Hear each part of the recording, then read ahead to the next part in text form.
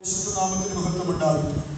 ബാംഗ്ലൂരിൽ Fraser town എന്ന സഭയിൽ ഇപ്പോൾ നാം இருக்கிறேன். ഞാനിപ്പോൾ ബാംഗ്ലൂരിൽ ഫ്രേസർ ടൗൺ എന്നതായ സഭയിലാണ് സന്തോഷിക്കുന്നത്. അപ്പോൾ கர்த்தருடைய அந்த சத்தத்துக்கு கீழ்ப்படிந்து கடந்த செப்டம்பர் மாதம் அந்த ஜெபம் ஆரம்பித்து இன்றைக்கு வரைக்கும் கிட்டத்தட்ட ஒரு வருடத்தை நோக்கி இன்றைக்கு வரைக்கும் தினந்தோறும் அந்த ஜெபம் ஊழியர்கள் தேவஜனங்கள் எல்லாம் கடந்து வந்து தினந்தோறும் மாலை ஜெபமாகவும் வாரத்தில் 2-3 நாட்கள் அதிகாலை ஸ்தோத்திர ஜெபமாகவும் இது தொடர்ந்து நடந்து வருகிறது. അന്ന് ദൈവസന്നിധിയിട്ട് ആ പ്രാർത്ഥന ആരംഭിച്ച് ഏറെക്കുറെ ഒരു വർഷത്തോട് അടുത്ത് വരികയാണ്. മിക്കവാറും ദിവസങ്ങളിൽ വൈകുന്നേരവും അതുപോലെ ചില ദിവസങ്ങളിൽ അതിരാവിലെ സ്തോത്ര പ്രാർത്ഥനയായിട്ടും ആ പ്രാർത്ഥന മുടക്കം കൂടാതെ നടന്നുകൊണ്ടേയിരിക്കുന്നു.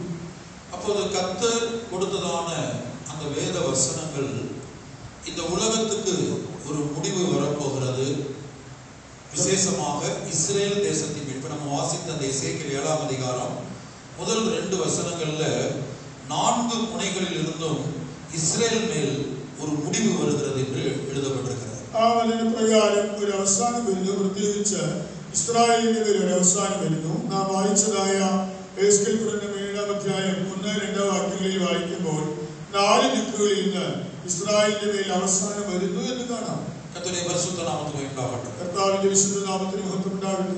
அப்ப செப்டம்பர் மாதம் இந்த ஜெபத்தை ஆரம்பித்த போது கர்த்தர் கொடுத்த 3 முக்கியமான வேத வசனங்கள் இந்த வேதபாட கூட்டத்துக்கும் அந்த வசனங்கள் தேவை. ஆகவே முதலாவது உருவாக்குகிறேன். സെപ്റ്റംബർ മാസം കർത്താവ് ഈ പ്രാർത്ഥന ആരംഭിക്കുമ്പോൾ നൽകിയതായ 3 വചനങ്ങൾ അത് ഈ വേദപാഠത്തിനും അത്യാവശ്യമായതുകൊണ്ട് അത് ആദ്യം നിങ്ങളുടെ മുൻപിൽ വയ്ക്കട്ടെ.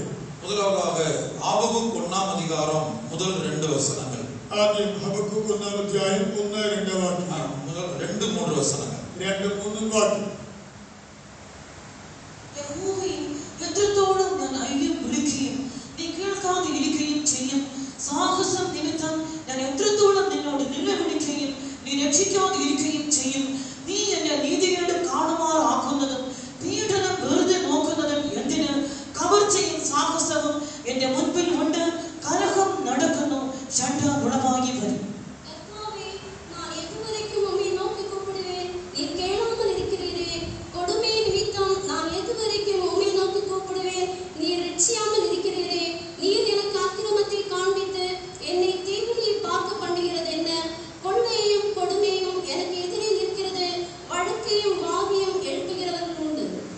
இரண்டாவதாக 74ஆம் சங்கீதம் 19-20 வசனம். 74ஆம் சங்கீதம் 19-20 വാക്യം. നിന്റെ കൂർപ്രാവിനെ ദുഷ്ടമൃഗത്തിന് ഏൽപ്പിക്കരുതേ. നിന്റെ എളിയവരുടെ ജീവനെ എന്നേക്കും മറക്കരുതേ. നിന്റെ നിയമത്തെ കടാക്ഷിക്കണമേ. ഭൂമിയിലെ അന്ധകാര സ്ഥലങ്ങൾ സാഹസ നിവാസങ്ങൾ കൊണ്ട് നിറഞ്ഞിരിക്കും.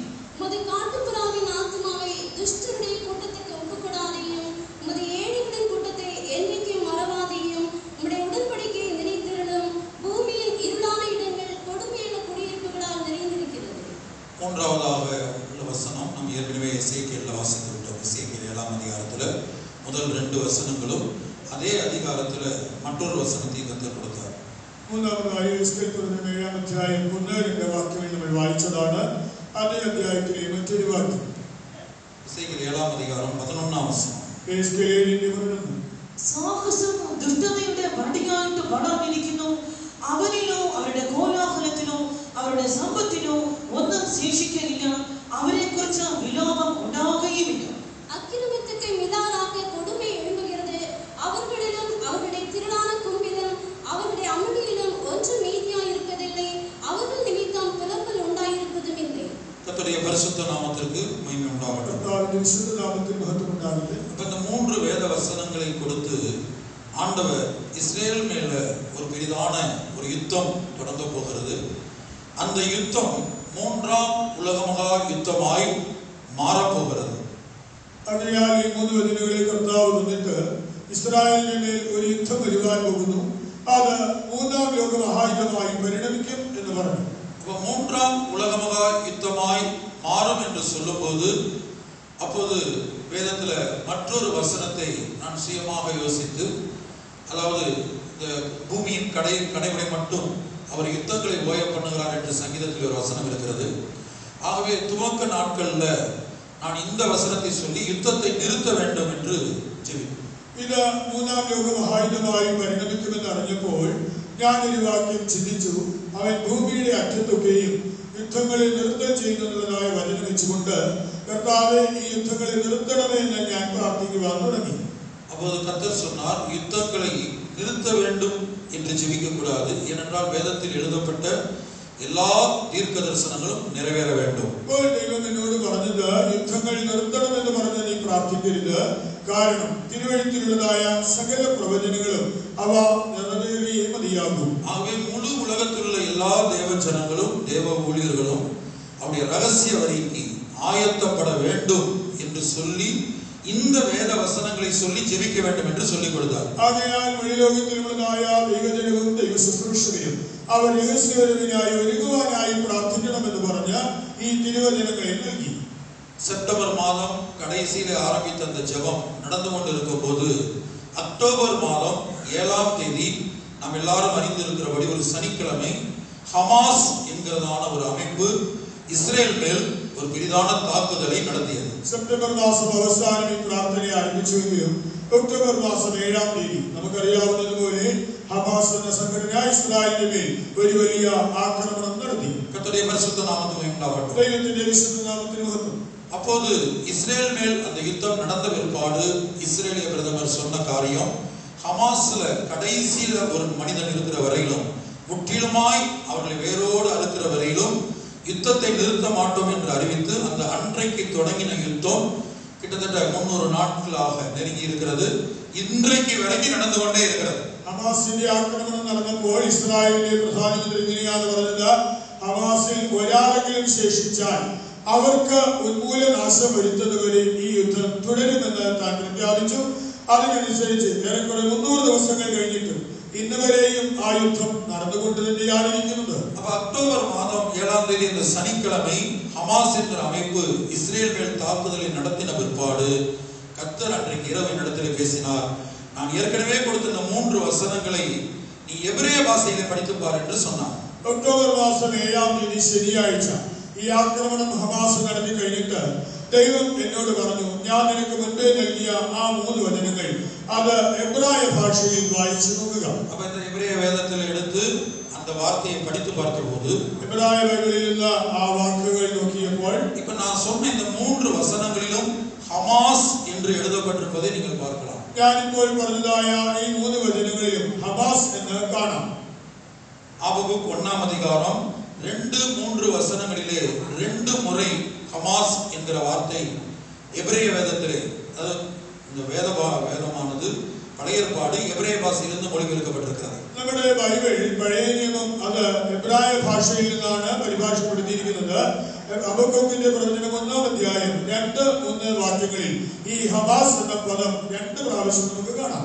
தமிழ்ல கொடுமை என்று வாசித்தோம். ஆங்கில வேதத்துல வயலன்ஸ் என்கிற வேர்ட், உங்க இங்கிலீஷ் பைபிள்ல வயலன்ஸ் என்கிற வார்த்தை இருக்கிற இடத்துல எபிரேய பாஷையில ஹமாஸ் என்று எழுதப்பட்டிருக்கிறது. അത് ഇംഗ്ലീഷിൽ വയലൻസ് എന്ന്, മലയാളത്തിൽ സാഹസം എന്ന് പരിഭാഷപ്പെടുത്തിയിരിക്കുന്ന ആ വാക്ക് എബ്രായ ഭാഷയിൽ ഹമാസ് എന്നാണ്.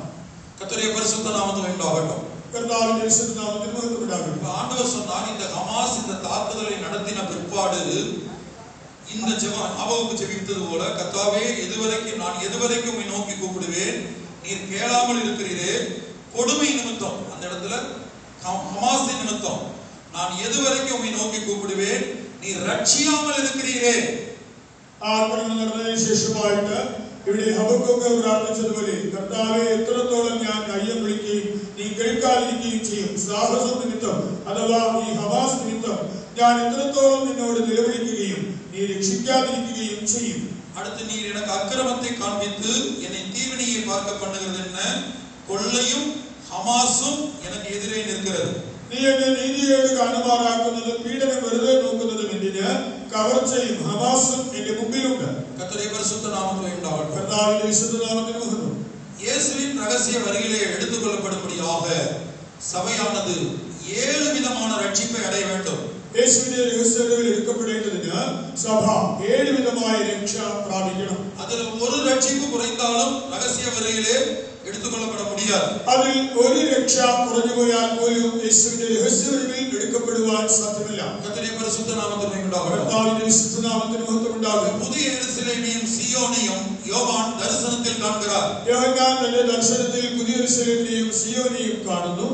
அந்த புதிய எருசலேமுக்கு ஒரு பெரிதும் உயரமான மதில் இருப்பதாக காண்கிறார். ആ പുതിയ യെരൂശലേമിന് ഉയർന്ന ഒരു വൻമതിൽ ഉള്ളതായി കാണുന്നു. வெளிப்படுத்தின விசேஷம் 21ஆம் அதிகாரத்தில் அதை நாம் பார்க்கிறோம். വെളിപ്പാട് പുസ്തകം 21ആം അധ്യായത്തിലാണ് നമ്മൾ അത് കാണുന്നത്. அப்ப அந்த பெரிதும் உயரமான மதில் என்பது சபையானது, அபிஷேகம் பண்ணப்பட்ட தேவ ஜனங்கள், தேவ ஊழியர்கள் ரகசிய வருகையில் எடுத்துக்கொள்ளப்பட்டு சியோன் எருசலேமாய் மாற்றப்பட வேண்டுமானால் 7 விதமான ரட்சிப்பை அடைய வேண்டும். ആകയാൽ ഈ ഉയർന്ന ഒരു വൻമതിൽ എന്ന് പറയുമ്പോൾ കർത്താവിന്റെ ശുശ്രൂഷകരും ദൈവമക്കളുമായ അഭിഷേകം പ്രാപിച്ചവർ അവർ എടുക്കപ്പെട്ട് പുതിയ യെരൂശലേമായി മാറണമെങ്കിൽ അവർ 7 വിധമായ രക്ഷ പ്രാപിക്കേണ്ടിയിരിക്കുന്നു. அப்ப அங்கே மதில் என்று சொல்லுவது ரட்சிப்பை காட்டுகிறது. ആകയാൽ അവിടെ പറഞ്ഞിരിക്കുന്ന മതിൽ രക്ഷയെ കാണിക്കുന്നു. യെശയ്യാ தீர்க்கதரிசன புத்தகம் 26ஆம் அதிகாரம் முதல் வசனத்தை வாசிக்கும்போது യെശയ്യാ പ്രവചനം 26ആം അധ്യായം 1-ാം വാക്യം. അന്നാളിൽ അവർ യഹൂദാ ദേശത്തിൽ ഈ പാട്ട് പാടും. നമുക്ക് ബലമുള്ള ഒരു പട്ടണം ഉണ്ട്. അവൻ രക്ഷയെ മതിലുകളും കൊത്തളങ്ങളും ആക്കി വയ്ക്കും. അക്കാലത്തിലെ യൂദാ ദേശത്തിൽ പാടപ്പെടും പാട്ടാவது ബലനാന നഗരം നമുക്ക് ഉണ്ട്. രക്ഷിപ്പയെ அதற்கு மதிலும் அரணமாக ஏற்படுத்துவார். ரட்சிப்பையே அதற்கு மதிலும் மரணமாக ஏற்படுத்துவார். അവൻ രക്ഷയെ അതിന് മതിലുകളും കൊത്തളങ്ങളും ആക്കി വയ്ക്കുന്നു. அப்ப புதிய எருசலேமிலே காணப்படுகிற அந்த மதில், யோவான் தரிசனத்திலே கண்ட அந்த பெரிதும் உயரமான மதில் எழுத்தின்படியான மதில் அல்ல. தேவ ஜனங்கள் அடைய வேண்டிய 7 விதமான ரட்சிப்பு. மதில் என்பது ரட்சிப்பை காட்டுகிறது. அதனுடைய உயரம் என்பது 7 விதமான ரட்சிப்பை, 7 பூரணத்தை காட்டுகிறது. 7 என்கிற நம்பர், அந்த நம்பர் பூரணத்தை காட்டுகிறது. 7 விதமான ரட்சிப்பை அடையும் போது நாம் பூரண ரட்சிப்பை அடைகிறோம். ആകയാൽ അവിടെ യോഹന്നാൻ പുതിയ യെരൂശലേമിനെ കുറിച്ച് കാണുന്ന ദർശനത്തിലുള്ള മതിൽ എന്ന് പറയുന്നത് അക്ഷരീകമായ ഒരു മതിലില്ല. മതിൽ എന്ന് പറഞ്ഞാൽ അത് രക്ഷയാണ്. ഉയർന്നൊരു മതിൽ എന്ന് പറയുമ്പോൾ 7 വിധമായ രക്ഷ. 7 എന്ന സംഖ്യ പൂർണ്ണതയെ പ്രതിനിധാനം ചെയ്യുന്നത് കൊണ്ട് പൂർണ്ണമായ രക്ഷയെ പ്രാപിക്കേണ്ടിയിരിക്കുന്നു. அடுத்து பெரிதான மதில் என்று படிக்கிறோம். അടുത്തതായിട്ട് ഒരു വൻമതിൽ എന്ന് കാണുന്നു. ஒரு தேவனுடைய பிள்ளை இந்த உலகத்தில் உள்ள எல்லா உறவுகளை பார்க்கலாம். இந்த உலகத்தில் உள்ள பணம், பொருள், வேலை, ஆஸ்தி எல்லாவற்றை பார்க்கலாம். எல்லா மனித உறவுகளை பார்க்கலாம். தேவன் தங்களுக்கு கொடுத்த ரட்சிப்பை பெரிதாக எண்ண வேண்டும். ഒരു ദൈവ പൈതൽ തനിക്ക് ഈ ലോകത്തിലുള്ളതായ വസ്തുവക സമ്പാദ്യത്തെക്കാൾ ഉപരിയായി, തനിക്കുള്ള സകല മാനുഷിക ബന്ധങ്ങളെക്കാൾ ഉപരിയായി ദൈവം തനിക്ക് നൽകിയ രക്ഷയെ വലുതായി കരുതണം. இதை எபிரேயர் 2ஆம் அதிகாரம் 4ஆம் வசனத்திலே வாசிக்கும்போது இவ்வளவு பெரிதான ரட்சிப்பை குறித்து நாம் கவலையற்றிருப்போமானால் தண்டனைக்கு எப்படி தப்பித்துக் கொள்வோம்? എബ്രായ ലേഖനം 2ആം അധ്യായം 4ആം വാക്യത്തിൽ ഇങ്ങനെയാണ് കാണുന്നത്. ഇത്ര വലിയ രക്ഷ നാം ഗണ്യമാക്കാതെ പോയാൽ എങ്ങനെ ശിക്ഷാവിധിക്ക് തെറ്റിയൊഴിയും? ഇത്ര വലിയ രക്ഷ നാം ഗണ്യമാക്കാതെ പോയാൽ എങ്ങനെ തെറ്റിയൊഴിയും? ஆகவே தமிழ் வேண்டாம். புதிய எருசலேம் என்பது, புதிய எருசலேம் சியோன் என்பது அதுல ஒரு கட்டடமாக யோவான் தரிசனத்திலே காண்கிறார். ആകയാൽ യോഹന്നാൻ തന്റെ ദർശനത്തിൽ പുതിയ യെരൂശലേമിനെയും സിയോനെയും ഒരു കെട്ടിടമായി കാണുന്നു. அதில் உள்ள ஒவ்வொரு காரியங்களும் ஆவிக்குரிய பிரகாரமாக நமக்குள்ளே நிறைவேற வேண்டியதான ரட்சிப்புகளையும் பூரணங்களையும் இன்னும் தெய்வீக குணாசீலங்களையும் காட்டுகிறது. അതിലുള്ള ഓരോ പ്രത്യേകതകളും എല്ലാം നമ്മുടെ ജീവിതത്തിൽ ആത്മീയമായി നിറവേറേണ്ടതായ സ്വഭാവം, പൂർണ്ണത, ദൈവത്തിന്റെ ദിവ്യ സ്വഭാവങ്ങൾ, സവിശേഷതകളെ കാണിക്കുന്നു. இனி அந்த நகரம் சதுரமாய் இருந்தது என்று காண்கிறார். അത് സമചതുരമായിരുന്നു എന്ന് കാണുന്നു. இது கர்த்தராகிய இயேசு கிறிஸ்துவுக்குள்ள காணப்பட்ட 4 விதமான பூரணங்களை காட்டுகிறது. ഇത് കർത്താവായ യേശുവിൽ ദൃശ്യമാകുന്ന 4 വിധ പൂർണ്ണത. வேதத்தில் எத்தனையோ பூரணங்கள் இருக்கிறது. ബൈബിളിൽ എത്രയോ പൂർണ്ണതയുണ്ട്. இந்த எல்லா பூரணங்களிலும் கிறிஸ்துவின் 4 பூரணங்களுக்குள்ளே அடங்கி இருக்கிறது. ഈ എല്ലാ പൂർണ്ണതകളും ക്രിസ്തുവിന്റെ 4 പൂർണ്ണതയിൽ അടങ്ങിയിരിക്കുന്നു. விசுவாசத்தின் பூரணம், വിശ്വാസത്തിന്റെ പൂർണ്ണത, அன்பின் பூரணம், സ്നേഹത്തിന്റെ പൂർണ്ണത, பரிசுத்தத்தின் பூரணம், വിശുദ്ധിയുടെ പൂർണ്ണത, தேவசங்கத்தின் பூரணம். ദൈവാഹിതത്തിന്റെ പൂർണ്ണത. புதிய எருசலேமாய் சீயோனாய் மாற வேண்டுமானால் 7 விதமான ரட்சிப்பு, 4 விதமான பூரணத்தை அடைய வேண்டும். ആകയാൽ നാം പുതിയ യെരൂശലേമായി സിയോനായി മാറണമെങ്കിൽ 7 വിധ രക്ഷയും 4 വിധ പൂർണ്ണതയും പ്രാപിക്കണം. அடுத்து தோற்றத்திலும் சுபாவத்திலும் இயேசுவை போல மாற வேண்டும். 1 யோவான் 3ஆம் அதிகாரம் 2-3 வசனங்கள். ഞാൻ 3-ാം അധ്യായം 2-3 വാക്യങ്ങളിൽ വായിക്കുമ്പോൾ നാം രൂപത്തിലും ഭാവത്തിലും യേശുവിനെ പോലെയാകണം. പ്രിയമുള്ളവരെ, നാം ഇപ്പോൾ ദൈവ മക്കൾ ആകുന്നു. നാം ഇന്നത് ആകും എന്ന് ഇതുവരെ പ്രത്യക്ഷമായില്ല. അവൻ പ്രത്യക്ഷൻ ആകുമ്പോൾ നാം അവനെ താൻ ഇരിക്കും പോലെ തന്നെ കാണുന്നതാകൊണ്ട് അവനോട് സദൃശ്യന്മാർ ആകുമെന്ന് നാം അറിയുന്നു. അവനിൽ ഈ പ്രത്യാശ ഉള്ളവൻ എല്ലാം അവൻ നിർമ്മലൻ ആയിരിക്കുന്നത് പോലെ തന്നെ തന്നെ നിർമ്മലീകരിക്കും. அப்ப இயேசுவோடு தினந்தோறும் ஒப்பிட்டு பார்த்து நாம் நம்மை சுத்திகரித்துக் கொண்டே இருக்க வேண்டும். ஆகையால் അനുദിനവും നമ്മുടെ ജീവിതത്തെ യേശുവിനോട് കൂടെ തുലനം ചെയ്ത നാം നമ്മുടെ ജീവിതത്തെ ശുദ്ധീകരിച്ചുകൊണ്ടേയിരിക്കണം. அந்த ஆங்கிலத்திலே லைக் ஹிம் என்கிறதான அந்த வார்த்தை கிரேக்க பாஷையில அப்பியரன்ஸ் அண்ட் கேரக்டர் என்று எழுதப்பட்டிருக்கிறது. அவனோடு தோற்றத்திலும் சுபாவத்திலும் இயேசுவை போல மாற வேண்டும்.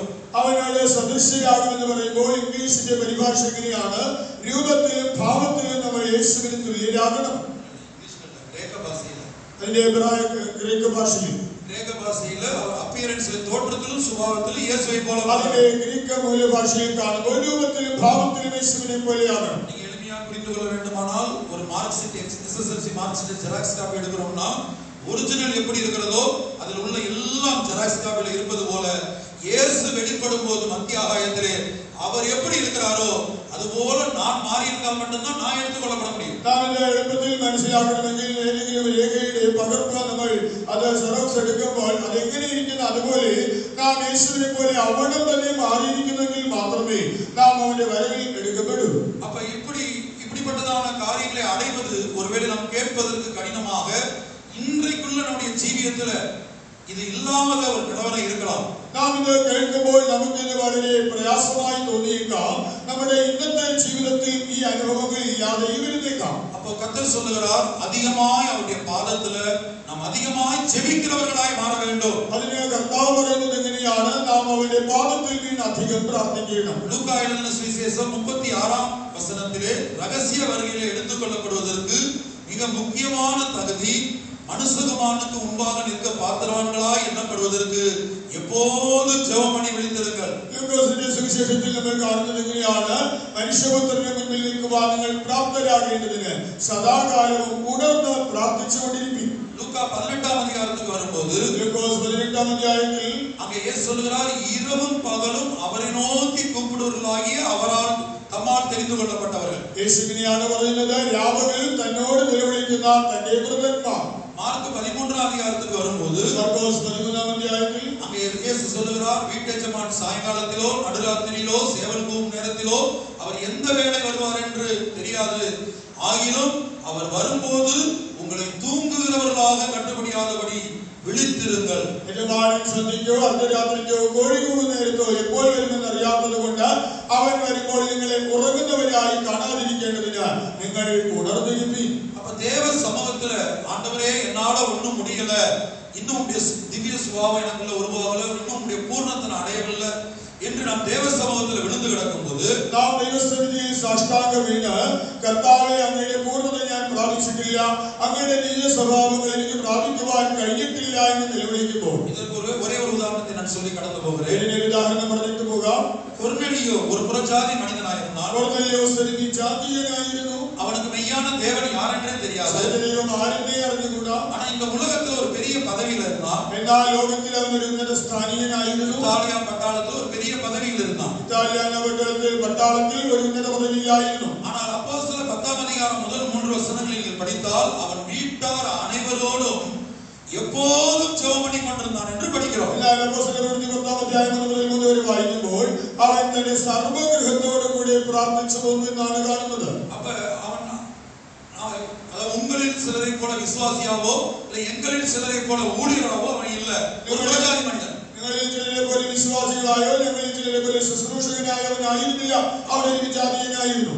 அப்படி இருந்தும் மெய்யான தேவன் யாரென்றே தெரியாதிருந்தும் வீட்டார் அனைவரோடும் அவன் ஜெபித்துக் கொண்டிருந்தான் என்று படிக்கிறோம். ഏകസത്യ ദൈവം ആരാണെന്ന് അറിയാതിരുന്നിട്ട് പോലും അവൻ തന്റെ സർവ്വഗൃഹത്തോടും കൂടി പ്രാർത്ഥിക്കുന്നവനായിരുന്നു എന്ന് കാണുന്നു. அப்படி அவன் ஜெபித்துக் கொண்டிருந்த போது கர்த்தர் ஒரு தூதனை அனுப்புகிறார், மெய்யான அப்போஸ்தலரை காண்பித்துக் கொடுக்கிறார், அவர்களோடு ஐக்கியப்படுத்துகிறார். மாத்திரமல்ல பல ரட்சிப்புகளை அந்த ஒரே அதிகாரத்துல பாவ மன்னிப்பு என்கிற ரட்சிப்பு, ஞானஸ்நானம் என்கிற இரண்டாவது ரட்சிப்பு, அபிஷேகம் என்கிற மூன்றாவது ரட்சிப்பு, இப்படி பல ரட்சிப்புகள் இந்த இடத்துல பெற்றுக்கொள்கிறான். ദൈവം തന്റെ ദൂതനെ അവന്റെ അടുക്കൽ അയച്ചിട്ട് സത്യ ഉപദേശ അപ്പോസ്തലന്മാരെ കാണിച്ചു കൊടുത്ത് ആ അധ്യായത്തിൽ നോക്കിയാൽ പലവിധമായ രക്ഷ അവൻ പ്രാപിക്കുന്നു. പാപമോചനമാകുന്ന രക്ഷ പ്രാപിക്കുന്നു, ജലസ്നാനം എന്ന രക്ഷ, പരിശുദ്ധാത്മാഭിഷേകമാകുന്ന രക്ഷ, ഇങ്ങനെ വിവിധ രക്ഷയുടെ അനുഭവങ്ങൾ പ്രാപിക്കുന്നു. இந்த இடத்திலே இந்த கூட்டத்திலே கடந்து வந்த ஒரு தேவனுடைய பிள்ளையோ அல்லது ஒரு தேவ ஊழியரையோ குறித்து தேவன் நினைத்து பார்ப்பாரானால் அவருடைய கண்களுக்கு முன்பாக முதலாவது அல்லது எப்போதும் இருக்கிற காரியம் என்ன? ഇവിടെ വന്നിരിക്കുന്ന ഒരു ദൈവവൈദ്യനെ കുറിച്ചോ ഒരു ശുശ്രൂഷകനെ കുറിച്ചോ ദൈവം ചിന്തിക്കുകയാണെങ്കിൽ ദൈവത്തിന്റെ മുൻപിൽ ദൈവത്തിന്റെ ദൃഷ്ടിയിൽ ആദ്യം വരുന്ന കാര്യം എന്ത്? இந்த பூமியில நமக்கு பல்வேறு விதமான பிரச்சனைகள் இருக்கலாம், பல்வேறு விதமான தேவைகள் இருக்கலாம். നമുക്ക് ആ ഭൂമിയിൽ പലവിധമായ പ്രശ്നങ്ങളും ആവശ്യങ്ങളും കണ്ടേക്കാം. ஆனா தேவனுக்கு முன்பாக எப்போதும் முன்பாக இருக்கக்கூடிய காரியம் நாம் அடைய வேண்டிய ரட்சிப்பை பற்றியது. എന്നാൽ ദൈവത്തിന്റെ മുൻപിൽ എപ്പോഴും ഒന്നാമതായി ഉള്ളതായ കാര്യം നാം പ്രാപിക്കേണ്ടതായ രക്ഷയെ കുറിച്ചാണ്.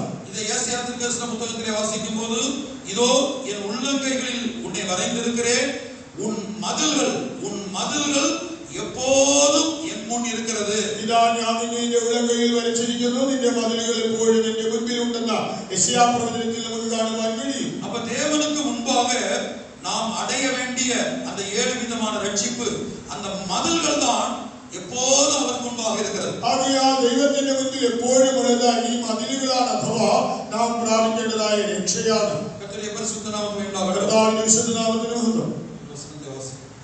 ഇതാ ഞാൻ നിന്നെ എന്റെ ഉള്ളം കയ്യിൽ വരച്ചിരിക്കുന്നു, നിന്റെ മതിലുകൾ എല്ലായ്പ്പോഴും എന്റെ മുൻപിൽ ഇരിക്കുന്നു. கர்த்தருடைய பரிசுத்த நாமத்துக்கு உண்டாகட்டும். കർത്താവിന്റെ വിശുദ്ധ നാമത്തിന് മഹത്വം. ஆகவே தான் மணவாட்டியை குறித்து நாம் பார்க்கும்போது, அவள் ஒரு மதிலானால் അതിൻ മേൽ വെള്ളിക്കോട്ടയെ കട്ടുவோம்.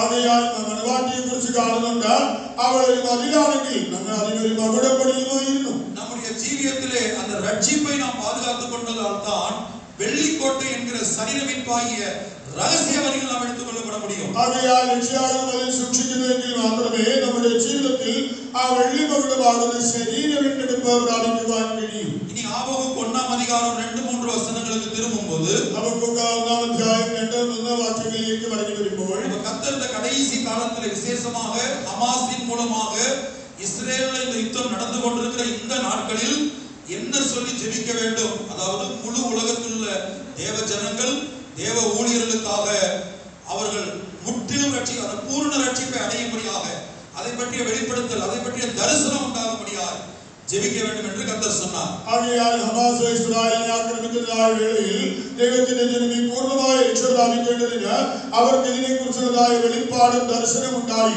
അവർ ആ പൂർണ്ണ രക്ഷ പ്രാപിക്കേണ്ടതിന് അവർക്ക് വേണ്ടി പ്രാർത്ഥിക്കണമെന്ന് ദൈവം പറഞ്ഞു. அப்ப செப்டம்பர் மாதத்திலே இந்த ஜெபம் தொடங்கி தினந்தோறும் நடந்து கொண்டிருக்கிறது.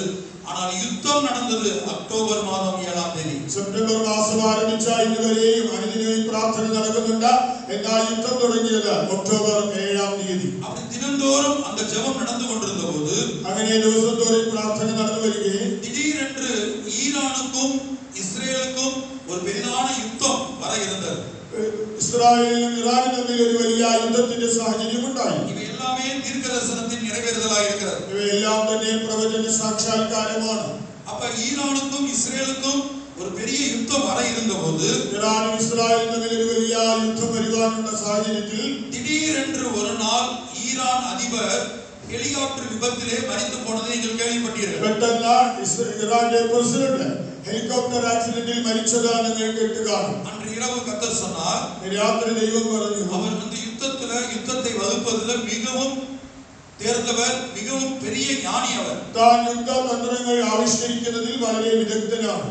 அவர் மாத்திரம் அன்றைக்கு உயிரோடு இருந்து இஸ்ரேல் மேல் தாக்குதலை நடத்தியிருந்தால் என்றைக்காவது 3-ാം உலக மகாயுத்தமாய் மாறி இருக்கும். താൻ ജീവിച്ചിരുന്ന ഇസ്രായേലിന്റെ മേൽ ആക്രമണം തുടങ്ങിയിരുന്നുവെങ്കിൽ അത് എന്നെ ഒരു 3-ാം ലോക മഹായുദ്ധമായി കലാശിച്ചേനെ. அப்ப கர்த்தர் நீங்கள் தொடர்ந்து இப்படி ஜெபித்துக் கொண்டே இருக்க வேண்டும். அப்ப எதிர்பாராத நேரத்துல இந்த ஈரான் அதிபர் ஹெலிகாப்டர் விபத்தில் மரித்தது நிமித்தமாக அந்த யுத்தம் தடுத்து நிறுத்தப்பட்டது. ഇങ്ങനെയുള്ള കാര്യങ്ങൾക്ക് വേണ്ടി തുടർച്ചയായി നമ്മൾ പ്രാർത്ഥിച്ചുകൊണ്ടേയിരിക്കേണ്ടത് ആവശ്യമാണ്. അപ്രതീക്ഷിതമായി ഇറാൻ പ്രസിഡന്റ് ഹെലികോപ്റ്റർ അപകടത്തിൽ മരിച്ചതുകൊണ്ട് ആ യുദ്ധത്തിന് ഒരു വിരാമമുണ്ടായി. അപ്പോൾ ஆவியானவர் சொன்னார், தெசலோனிக்கேயர் வாசிக்கிறோம், தடை செய்கிறவர் அக்கிரமக்காரனுடைய வருகையை അപ്പോൾ ദൈവത്തിന്റെ ആത്മാവ് പറഞ്ഞു, തടുക്കുന്നവൻ വഴിയിൽ നിന്ന് അധർമ്മമൂർത്തിയുടെ പ്രത്യക്ഷതയെ തടുത്തുകൊണ്ടിരിക്കുന്നു. இன்றைக்கு நீங்க யூடியூபை திறந்து பார்த்தால் பல ஆயிரக்கணக்கான வீடியோக்கள் மூன்றாம் உலக மகாயுத்தம் என்று எல்லோரும் பேசிக் கொண்டிருக்கிறார்கள். முக்கியமாக எல்லா தேச தலைவர்களும் பேசிக் கொண்டிருக்கிறார்கள். എല്ലാ യൂട്യൂബ് നോക്കിയാൽ കാണുവാൻ കഴിയും, എല്ലാവരും മൂന്നാം ലോക മഹായുദ്ധത്തെ കുറിച്ചാണ് സംസാരിക്കുന്നത്. പ്രത്യേകിച്ച് ദേശത്തിലെ ഭരണാധികാരികൾ അതിനെ കുറിച്ച് കൂടുതലായി പറയുന്നു. ரஷ்ய அதிபர் சமீபத்திலே அவர் பதவியேற்ற போது, மறுபடியும் அவர் ஜனாதிபதியாய் பதவியேற்ற போது சொன்ன முதல் வார்த்தை, ஒரு ஸ்டெப் எடுத்து வைத்தால் அது மூன்றாம் உலக மகாயுத்தமாய் மாறும். റഷ്യൻ പ്രസിഡന്റ് താൻ വീണ്ടും സ്ഥാനത്തിലേക്ക് വന്നപ്പോൾ താൻ ആദ്യം പറഞ്ഞ വാചകം ഇതാണ്, ഞങ്ങൾ ഒരു ചുവട് വയ്ക്കുകയാണെങ്കിൽ അത് മൂന്നാം ലോക മഹായുദ്ധമായി പരിണമിക്കും. அப்ப சில தலைவர்களுடைய கேள்வி என்னவென்றால், இத்தனை கிட்டத்தட்ட ஒரு வருடம் ஆக போகிறது, இந்த யுத்தம் தொடங்கி ஒரு வருடம் ஆக போகிறது இஸ்ரேல் யுத்தம், இது ஏன் இன்னும் மூன்றாம் உலக மகாயுத்தமாய் மாறவில்லை என்பதுதான் உலக தலைவர்களுடைய கேள்வியாக இருக்கிறது. ചില ലോക നേതാക്കളുടെ സംശയം ഇങ്ങനെയാണ്, ഈ യുദ്ധം ആരംഭിച്ച് ഏറെക്കുറെ ഒരു വർഷത്തോട് അടുക്കുന്നുവല്ലോ, എങ്കിലും അത് എന്തുകൊണ്ട് ഇതുവരെയും ഒരു മൂന്നാം ലോക മഹായുദ്ധത്തിൽ വന്നെത്തിയില്ല? அருமையான தேவனுடைய பிள்ளையே, அது இன்றைக்கு மூன்றாம் உலக மகாயுத்தமாய் மாறுவதற்குரிய எல்லா சூழ்நிலைகளும் இருந்தும் ஏன் மாறவில்லை என்றால், உங்கள் நிமித்தமும் எங்கள் நிமித்தமும், விசுவாசிகளாகிய உங்கள் நிமித்தமும் ஊழியர்களாகிய எங்கள் நிமித்தமுமே தடை செய்கிற ஆவியானவர் அது மூன்றாம் உலக மகாயுத்தமாய் மாறாதபடிக்கு தடை செய்து கொண்டிருக்கிறார். അതിന് മൂന്നാം ലോക മഹായുദ്ധമായി മാറുവാനുള്ള എല്ലാ സാഹചര്യങ്ങളും ഉണ്ടായിരുന്നിട്ടും ശുശ്രൂഷകരായ ഞങ്ങൾ നിമിത്തവും ദൈവമക്കളായ നിങ്ങൾ നിമിത്തവും പരിശുദ്ധാത്മാവ് അതൊരു മൂന്നാം ലോക മഹായുദ്ധമായി തീരാതവണ്ണം തടുത്തു നിർത്തിക്കൊണ്ടിരിക്കുന്നു. காரணம் சபையானது மனவாட்டியாக அந்த மனவாட்டின் நிறைவை, மனவாட்டியின் பூரணத்தை அடையவில்லை.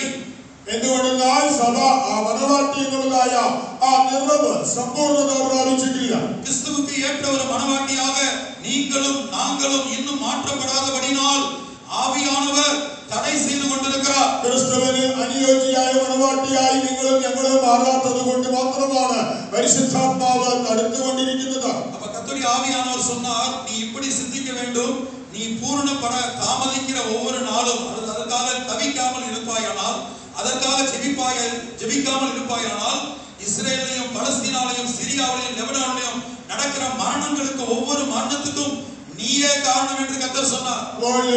നീ പൂർണ്ണപ്പെടാതിരിക്കുന്നിടത്തോളം, അതിനായിട്ട് നീ വാങ്ങിച്ച് ഞരങ്ങാതിരിക്കുന്നിടത്തോളം, ഇപ്പോഴുള്ള സാഹചര്യത്തിൽ ആ രാജ്യങ്ങളിൽ ലെബനോനിലും സിറിയയിലും ഒക്കെ നടക്കുന്ന ഓരോ മരണത്തിനും നീ തന്നെയായിരിക്കും കാരണക്കാരൻ.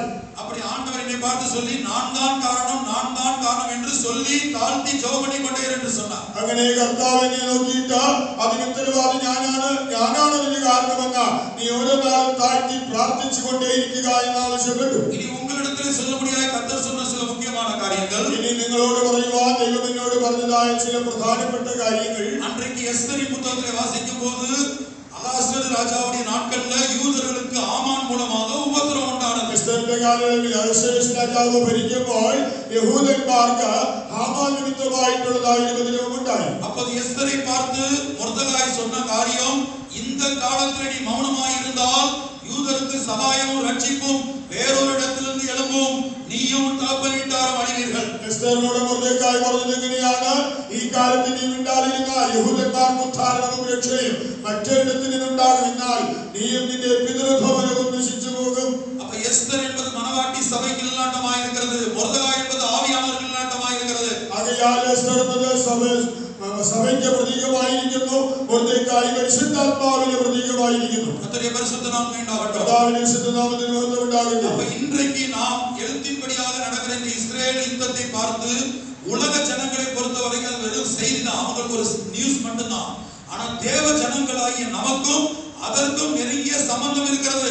എല്ലാ ഇസ്രായേൽ ഹമാസ് യുദ്ധം കാണുമ്പോൾ ലോക മനുഷ്യർക്ക് ഇത് വെറും ഒരു വാർത്ത മാത്രമാണ്, എന്നാൽ ദൈവജനമായ നമുക്ക് അതുമായിട്ട് വലിയ ബന്ധമുണ്ട്. அதை அவர்கள் எழுத்தின்படியான இஸ்ரவேலர், எழுத்தின்படியான யூதர், நாமோ ஆவிக்குரிய இஸ்ரவேலர், ஆவிக்குரிய யூதர். അവർ അക്ഷരികമായി ഇസ്രായേലിന് യഹൂദന്മാരുമാണെങ്കിൽ നാം ആത്മീകമായിട്ട് ഇസ്രായേലിന് യഹൂദന്മാരുമാണ്. இயேசுவின் ரகசிய வருகைக்கும் இஸ்ரேல் தேசத்திலே சம்பவிக்கிற சம்பவங்களுக்கும் மிகுந்த நெருங்கிய தொடர்பு உண்டு. இதை இப்படித்தான் மத்தேயு 24 அதிகாரத்திலே இயேசு சொல்லுகிறார், அத்தி மரத்தினால் ஒரு உவமையை கற்றுக்கொள்ளுங்கள். കർത്താവായ യേശുക്രിസ്തുവിലും ഇസ്രായേൽ രാജ്യത്ത് നടക്കുന്ന ഓരോ സംഭവങ്ങൾക്കും തമ്മിൽ അടുത്ത ബന്ധമുണ്ട്. അതുകൊണ്ടാണ് മത്തായിയുടെ സുവിശേഷത്തിൽ യേശു പറയുന്നത്, അത്തി മുതലായ വൃക്ഷങ്ങളെ നോക്കി നിങ്ങൾ ഒരു ഉപമ പഠിപ്പി. அப்ப தேவ ஜனங்களாகிய நாம் அத்தி மரத்தை பற்றிய உவமையை கற்றுக்கொள்ள வேண்டுமா? ஆகையால் ദൈവജനമായ നാം അത്തിമരത്തിന്റെ ഉപമയെ നന്നായി പഠിക്കണമെന്നേ. இது இயேசு பிரசங்கித்த பிரசங்கமாக இருக்கிறது. എല്ലാ കർത്താവായ യേശു പ്രസംഗിച്ച പ്രസംഗമാണ്. அத்தி என்பது எழுத்தின்படியான இஸ்ரவேல் ஜனங்கள் அல்லது யூதர்களை காட்டுகிறது. எரேமியாவை படிக்கிறோம். എരേമിയാവിൽ നിന്ന് വായിക്കുമ്പോൾ മനസ്സിലാക്കാം, അത്തി എന്നത് അക്ഷരീക ഇസ്രായേലിനെ യഹൂദന്മാരെ കാണിക്കുന്നു. அப்ப அந்த அத்தி மரத்துக்கு ஒரு இலையுதிர் காலம் இருந்தது. ആ അത്തിമരത്തിന് ഒരു ഇലവൊഴിച്ചിൽ കാലമുണ്ട്. எழுத்தின்படியான இஸ்ரவேல் ஜனங்கள் இலையுதிர் காலத்தை கடந்தார்கள். അക്ഷരീകമായ ഇസ്രായേൽ ഇലവൊഴിച്ചിൽ കാലം കടന്നു വന്നു. இரண்டாவது அதுக்கு ஒரு குளிர்காலம் இருந்தது. രണ്ടാമതായി അതിനൊരു ശൈത്യകാലമുണ്ട്. இரண்டாம் உலக மகாயுத்தத்தின் போது ஹிட்லரின் மூலமாக லட்சக்கணக்கான யூதர்கள் கொன்று குவிக்கப்பட்டு அந்த குளிர்காலத்தையும் கடந்தார்கள். രണ്ടാം ലോക മഹായുദ്ധ കാലയളവിൽ ഹിറ്റ്ലർ നിമിത്തമായി ലക്ഷക്കണക്കിന് യഹൂദന്മാർ അത് കൊന്നു മുടിക്കപ്പെട്ടു. അങ്ങനെ അവർ ആ ശീതകാലവും തരണം ചെയ്തു. எசேக்கியேல் 37 அதிகாரத்திலே முதலாம் உலக மகாயுத்தத்தை குறித்தும் இரண்டாம் உலக மகாயுத்தத்தை பற்றிய தீர்க்கதரிசனங்கள் இருக்கிறது. എസ്കേൽ 37 അധ്യായത്തിൽ ഒന്നാം ലോക മഹായുദ്ധത്തെക്കുറിച്ചും രണ്ടാം ലോക മഹായുദ്ധത്തെക്കുറിച്ചുമുള്ള പ്രവചനങ്ങളുണ്ട്. அங்கே சொல்லப்பட்டிருக்கிற எலும்புகள் நிறைந்த பள்ளத்தாக்கு என்பது யூத ஜனங்கள் இரண்டாம் உலக மகாயுத்தத்தின் போது ஹிட்லரின் மூலமாக பாபியார் பள்ளத்தாக்கிலே உயிரோடு நிர்வாணமாக உயிரோடு உள்ளே அடக்கப்பட்டு கொன்று குவிக்கப்பட்டார்கள். അവിടെ പറഞ്ഞിരിക്കുന്നതായ അസ്ഥികൾ നിറഞ്ഞ താഴ്വര എന്ന് പറയുമ്പോൾ രണ്ടാം ലോക മഹായുദ്ധ കാലയളവിൽ ബാബിയാർ എന്നതായ താഴ്വരയിൽ യഹൂദന്മാർ ഹിറ്റ്ലർ നിമിത്തമായിട്ട് അവർ നഗ്നരാക്കപ്പെട്ട ജീവനോടെ കൊഴിച്ചിടപ്പെട്ടു. ஆகவே அந்த குளிர்காலம் என்பது அந்த குளிர்காலத்தையும் அந்த யூதர்கள் கடந்தார்கள். ആകയാൽ യഹൂദന്മാർ ഈ ശൈത്യകാലത്തെയും തരണം ചെയ്തു. எசேக்கியேல் 37 அதிகாரத்தை வாசிக்கும்போது എസ്കേൽ 37 അധ്യായത്തിൽ அங்கே நாம் இரண்டாம் உலக மகாயுத்தத்துக்கு பிற்பாடுதான் அவர்களுக்கு சொந்த தேசம் கிடைத்தது. அதை நாம் படிக்கிறோம். எசேக்கியேல் 37 அதிகாரம் 21 வசனம். എസ്കേൽ 37:21 വായിക്കുമ്പോൾ മനസ്സിലാക്കാം, രണ്ടാം ലോക മഹായുദ്ധത്തിന് ശേഷമാണ് ഇസ്രായേലിയർക്ക് ഒരു രാജ്യം ലഭിക്കുന്നത്. പിന്നെ നീ അവരോട് പറയേണ്ടത്, യഹോവയായ കർത്താവ് ഇപ്രകാരം അരുളി ചെയ്യുന്നു, ഞാൻ ഇസ്രായേൽ മക്കളെ അവർ ചെന്ന് ചേർന്നിരിക്കുന്ന ജാതികളുടെ ഇടയിൽ നിന്ന് കൂട്ടി നാല് പുറത്തു നിന്നും സ്വരൂപിച്ച് സ്വദേശത്തേക്ക് കൊണ്ടുവരും.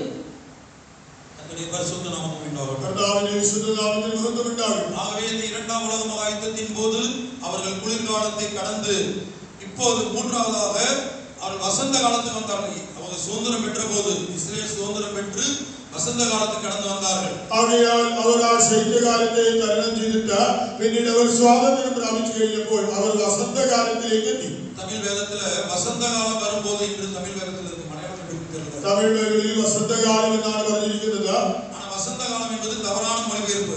അത് വസന്തകാലം എന്നത് തെറ്റായ പരിഭാഷയാണ്. ஆங்கிலத்துல சம்மர் என்று படிக்கிறோம். மூல பாஷையில் சம்மர். கோடை காலம் வரும்போது அந்த அத்தி மரத்துக்கு கோடை காலம் வரும்போது நம்முடைய இயேசு வாசலருகே வந்து விட்டார். മൂലഭാഷയിലും ഇംഗ്ലീഷിലും മലയാളത്തിലും എല്ലാം വേനൽക്കാലം എന്നാണ് പറഞ്ഞിരിക്കുന്നത്. വേനൽ എടുക്കുമ്പോൾ യേശു വാതിൽക്കൽ വന്നെത്തിയിരിക്കുന്നു. அப்ப இஸ்ரேல் தேசம் இந்த கோடை காலத்துக்கு இப்போது கடந்து வந்திருக்கிறது. ഇസ്രായേൽ അവരുടെ ആ വേനൽക്കാലത്തിലേക്ക് വന്നെത്തിയിരിക്കുന്നു. கர்த்தருடைய பரிசுத்த நாமத்துக்கு உண்டாகட்டும். കർത്താവിന്റെ വിശുദ്ധ നാമത്തിൽ മഹത്വം ഉണ്ടാകട്ടെ. அப்ப இந்த இஸ்ரேல் தேசத்திலே ஒரு யுத்தம், மூன்றாம் உலக மகா யுத்தம் இஸ்ரேல் தேசத்திலே தொடங்கும். அந்த இஸ்ரேல் தேசத்தை மையமாக வைத்து தொடங்கும். முக்கியமாக தேவாலயத்தை மையமாக வைத்து தொடங்கும். ഇസ്രായേൽ മൂന്നാം ലോക മഹായുദ്ധം ആരംഭിക്കും. ഇസ്രായേലായിരിക്കും അതിന്റെ കേന്ദ്രബിന്ദു. പ്രത്യേകിച്ച ദൈവാലയമായിരിക്കും അതിന്റെ പ്രഭവ കേന്ദ്രം. கர்த்தருடைய பரிசுத்த நாமத்துக்கு உண்டாகட்டும். കർത്താവിന്റെ വിശുദ്ധ നാമത്തിൽ മഹത്വം. ஒரு 17 வருடங்களுக்கு முன்பாக இங்கே பள்ளிப்பாட்டிலே வந்து அன்றைக்கு பிரசங்கித்த போது, நான் கடந்து வந்து பிரசங்கித்த போது கர்த்தர் கொடுத்ததான அந்த வார்த்தை என்னவென்றால், ഒരു 17 വർഷം മുമ്പേ ഇവിടെ പള്ളിപ്പാടിൽ വന്ന ദൈവവചനം അറിയിച്ചപ്പോൾ കർത്താവ് നൽകിയതായ തിരുവചനം എന്തെന്നാൽ, ஏன்னா அதை இன்றைக்கு நினைப்பூட்டும்படியாக கர்த்தர் சொல்லியிருந்தார். ஏசாயா 14 அதிகாரம் 31, 32 വചനങ്ങൾ. യെശയ്യാവ് 14, 31, 32 വാക്യങ്ങൾ അതിവിടെ ഓർമ്മിപ്പിക്കുവാൻ ദൈവം ആവശ്യപ്പെട്ടു.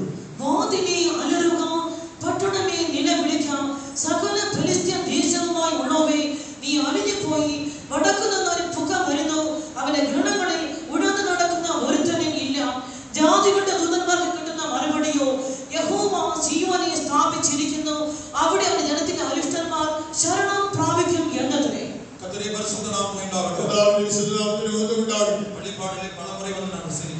வெளிப்பாடு பல പ്രാവശ്യം ഞാൻ ഒന്ന് പ്രസംഗിച്ചിട്ടുണ്ട്. முதலாக வந்து பிரசங்கித்த போது இந்த வசனம் அதை நான் இடையில மறந்திருந்தேன். ആദ്യമായി ഒന്ന് പ്രസംഗിച്ചപ്പോൾ ഈ വാക്യമാണ് എടുത്തത്. ഞാൻ ഇത് മറന്നിരുന്നു. இந்த திருவிழா வேதபுர கூட்டத்துக்காக ஜெபித்த போது கர்த்தர் இந்த வசனத்தை சொல்லி அன்றைக்கு பிரசங்கித்து 17 வருடங்களுக்குள்ளாக இந்த தீர்க்கதரிசனம் இப்ப நம்முடைய நாட்களில் நிறைவேறிக் கொண்டிருக்கிறது. അന്ന് കർത്താവ് അതിനെ ഓർമ്മിപ്പിച്ചിട്ട് 17 വർഷം മുമ്പ് പ്രസംഗിച്ചതായ വചനം ഇപ്പോൾ ഈ നാളുകളിൽ നമ്മുടെ മുൻപിൽ നിറവേറിക്കൊണ്ടിരിക്കുന്നു. பெலிஸ்தியா என்பது இன்றைக்குள்ள பலஸ்தீனாவை காட்டுகிறது. பெலிஸ்தியா தேசம் എന്ന് പറയുന്നത് ഇന്നത്തെ പലസ്തീനെ കാണിക്കുന്നു. அந்த பெலிஸ்தியா என்கிற பெயரை அலெக்சாண்டர் கிரேக்க சாம்ராஜ்யம் ஆளுகை செய்தபோது பிலிஸ்தியா என்று மாற்றினார். യവനാ സാമ്രാജ്യം ഭരിച്ചതായ അലക്സാണ്ടർ തന്റെ ഭരണകാലയളവിൽ ആ ഫിലിസ്തീയ എന്നുള്ളതിനെ ഫിലിസ്തീയ എന്ന പേര് മാറ്റി. அப்ப பிலிஸ்தியா என்கிற பெயரை கிரேக்க சாம்ராஜ்யத்துல பிற்பாடு வந்த அந்த ராஜா அதை பலஸ்தீனா என்று மாற்றினார். ഫിലിസ്തീയ ദേശത്തിന് പിന്നീട് യവന സാമ്രാജ്യം ഭരിച്ച രാജാവ് പലസ്തീന എന്ന് പുനർനാമകരണം ചെയ്തു. முதலாவதாக ஆபிரகாமுக்கு கர்த்தர் வாக்குத்தத்தம் பண்ணின கானான் தேசமானது இன்றைக்கு எப்படி பிரிந்திருக்கிறது என்றால் ദൈവം അബ്രഹാമിന് ആദ്യമായിട്ട് വാഗ്ദത്തം ചെയ്ത കനാൻ ദേശം ഇന്ന് എങ്ങനെ വിഭജിക്കപ്പെട്ടിരിക്കുന്നു എന്ന് പറയുമ്പോൾ ഇസ്രായേൽ ദേശം, പലസ്തീന ദേശം, ഇസ്രായേൽ, പലസ്തീന, சிரியாவிலே ஒரு பகுதி, லெபனான்ல ஒரு பகுதி, யோர்தான்ல ஒரு பகுதி, இவையெல்லாம் இப்படி கானான் தேசம் இன்றைக்கு பிரிந்து இருக்கிறது. സിറിയയുടെ ഒരു ഭാഗം, ലെബനന്റെ ഒരു ഭാഗം, യോർദാന്റെ ഒരു ഭാഗമായിട്ട് അന്നത്തെ കനാൻ ഇന്ന് വിഭജിക്കപ്പെട്ടിരിക്കുന്നു. அன்றைக்குள்ள தேவன் ஆபிரகாமுக்கு வாக்குத்தத்தம் பண்ணின அந்த கானான் தேசம் வெறும் இஸ்ரேல் தேசம் மட்டுமல்ல, பலஸ்தீனா மட்டுமல்ல, இப்படி பிரிந்து காணப்படுகிறது. இஸ்ரேல், பலஸ்தீனா, யோர்தான்ல ஒரு பகுதி, சிரியாவுல ஒரு பகுதி, லெபனான்ல ஒரு பகுதி. അന്ന് ദൈവം അബ്രഹാമിനെ വാഗ്ദത്തം ചെയ്തതായ കനാൻ ദേശം എന്ന് പറയുന്നത് അത് ഇന്നത്തെ ഇസ്രായേൽ മാത്രമല്ല, അത് പലസ്തീൻ ഉൾപ്പെടുന്നു. സിറിയയുടെ ഒരു ഭാഗം, യോർദാന്റെ ഒരു ഭാഗം, ലിബിയയുടെ ഒരു ഭാഗമെല്ലാം ഉൾപ്പെട്ടിരിക്കുന്നു. அப்ப 17 வருடங்களுக்கு முன்பாக இதுதான் ஆரம்ப வசனமாக இருந்தது. ஆகையால் 17 வருஷங்களுக்கு முன்பே இதாയിരുന്നു குறிவாക്യം. ஒரு ஜெப ஜீவியத்தை குறித்து கர்த்தர் பேசினார். പ്രാർത്ഥനാ ജീവിതത്തെ കുറിച്ച് അദ്ദേഹം പറഞ്ഞു. வாசலே அலறு, நகரமே கதறு என்று சொல்வது புதிய எருசலேம். புதிய எருசலேமாய் அடுத்த வசனத்தை சீயோனை பற்றி படிக்கிறோம். புதிய எருசலேமாய் சீயோனாய் மாற வேண்டிய தேவ ஜனம் சாதாரண ஒரு ஜெபம் அல்ல, எப்போதும் ஜெபிக்கிற ஒரு ஜெபம் அல்ல, வருத்தப்பட்டு அலறி ஜெபிக்க வேண்டிய காலம். ആകയാൽ വാതിലെ അലറുക, പട്ടണമേ നിലവിളിക്കുക എന്ന് പറയുന്നത് പുതിയ യെരൂശലേമിനെ കുറിച്ച്, അടുത്തത് സിയോനെ കുറിച്ച് പറയുന്നുണ്ട്. കർത്താവിന്റെ വരവിൽ പുതിയ യെരൂശലേമായി സിയോനായി മാറേണ്ടവർ പ്രാർത്ഥിക്കേണ്ടത് ഒരു സാധാരണ നിലവാരത്തിലുള്ള പ്രാർത്ഥനയില്ല. അവർ വളരെ വേദനപ്പെട്ട് നോവ് കിട്ടി അലറി നിലവിളിക്കേണ്ടുന്ന ഒരു കാലമാണ്. ഇനി அந்த கூட்டத்திலே இடையிலே செப்பனியா 2ஆம் அதிகாரம் 5ஆம் வசனம் சொல்லப்பட்டது. இப்போ வாசித்து பாருங்கள். ആ മീറ്റിംഗിൽ സെഫന്യാവിന് 8:5 കൂടെ പറഞ്ഞു. അതിപ്പോൾ വായിച്ചു നോക്കുക.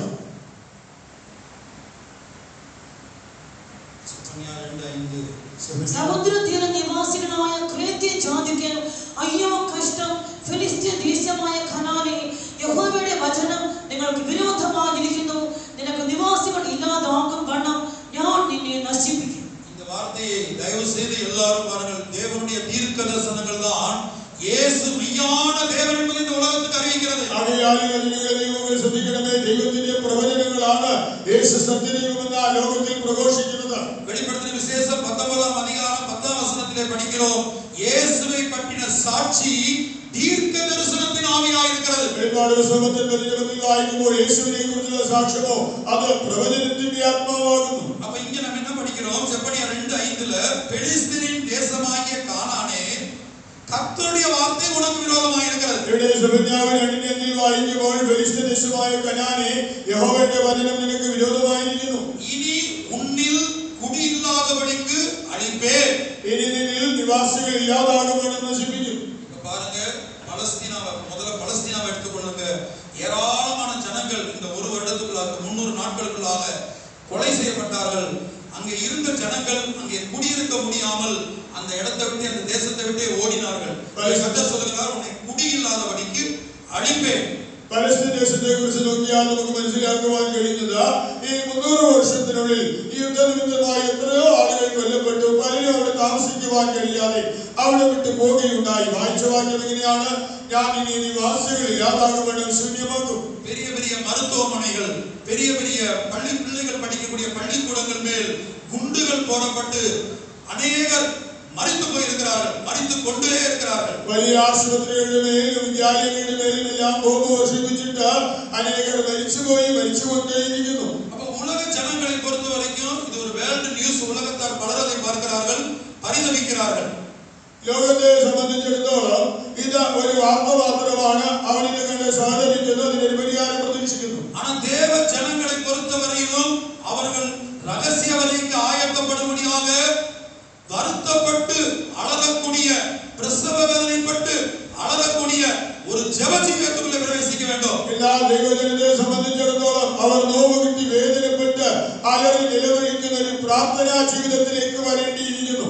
எரேமியா 4ஆம் அதிகாரம் 31ஆம் வசனம். நம்முடைய ஜெபம் இந்த நாட்களிலே எப்படி மாற வேண்டும்? എരേമിയാവ് 4:31 വായിക്കുമ്പോൾ നമ്മുടെ പ്രാർത്ഥനാ ജീവിതം ഈ നാളുകളിൽ എങ്ങനെ മാറേണ്ടിയിരിക്കുന്നു?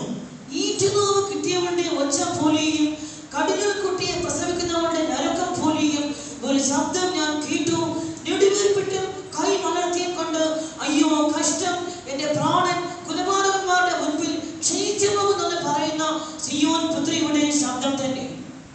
கர்ப்பவேதனைப்படுகிறவளின் சத்தமாகவும் முதல் விசை பிள்ளை பெறுகிறவளின் வியாகுலமாகவும் സിയോൻ കുമാരത്തിൻ സത്തത്തെ കേൾக்கிறேன். ഈറ്റുനോവിന്റെ ഒച്ച പോലെയും കടിഞ്ഞൂൽ കുട്ടിയെ പ്രസവിക്കുന്നവരുടെ ഞരക്കം പോലെയും ഞാൻ സിയോൻ പുത്രിയുടെ ശബ്ദം കേൾക്കുന്നു. അവൾ പെരുമൂച്ച് വിട്ട് തൻ കൈകളെ ദേവസമൂഹത്തിൽ വിരിത്ത് ஐயோ கொலைபாதகர்களாலே என் ஆத்மா சோர்ந்து போகிறதே என்று கதற வேண்டும். അവൾ നെടുവീർപ്പിട്ട് കൈമലർത്തിക്കൊണ്ട് അയ്യോ കഷ്ടം, എന്റെ പ്രാണൻ കൊലപാതകന്മാരുടെ മുമ്പിൽ ക്ഷയിച്ചു പോകുന്നു എന്ന് നിലവിളിക്കണം. இப்ப வெளிப்படுத்தின விசேஷம் 12ஆம் அதிகாரத்துக்கு வரும்போது, വെളിപ്പാട് പുസ്തകം 12ആം അധ്യായത്തിൽ വരുമ്പോൾ அந்த சபை என்கிற ஸ்திரீ, സഭയാകുന്ന സ്ത്രീ, அவள் கர்ப்பவதியாய் இருந்து അവൾ നോവ് കിട്ടി பிரசவ வேதனை அடைந்து അവൾ പ്രസവവേദനയുള്ളവളായി பிள்ளை பெறும்படி வருத்தப்பட்டு அலறினாள். അവൾ ഒരു മകനെ പ്രസവിക്കേണ്ടതിനായിട്ട് അലറി നിലവിളിച്ചു. அப்ப பெற்றெடுக்க வேண்டிய பிள்ளை ஆண் பிள்ளை. ആകയാൽ പ്രസവിക്കേണ്ടത് ഒരു ആൺകുട്ടി. கர்த்தருடைய பரிசுத்த நாமத்துக்கு உண்டாகட்டும். കർത്താവിന്റെ വിശുദ്ധ നാമത്തിന് മഹത്വം ഉണ്ടാകട്ടെ. வெளிப்படுத்தின விசேஷம் 12ஆம் அதிகாரம் 5ஆம் வசனம். വെളിപ്പാട് 12:5. അവൾ സകല ജാതികളെയും ഇരുമ്പുകൾ കൊണ്ട് മേയ്പ്പാനുള്ള ഒരു ആൺകുട്ടിയെ പ്രസവിച്ചു.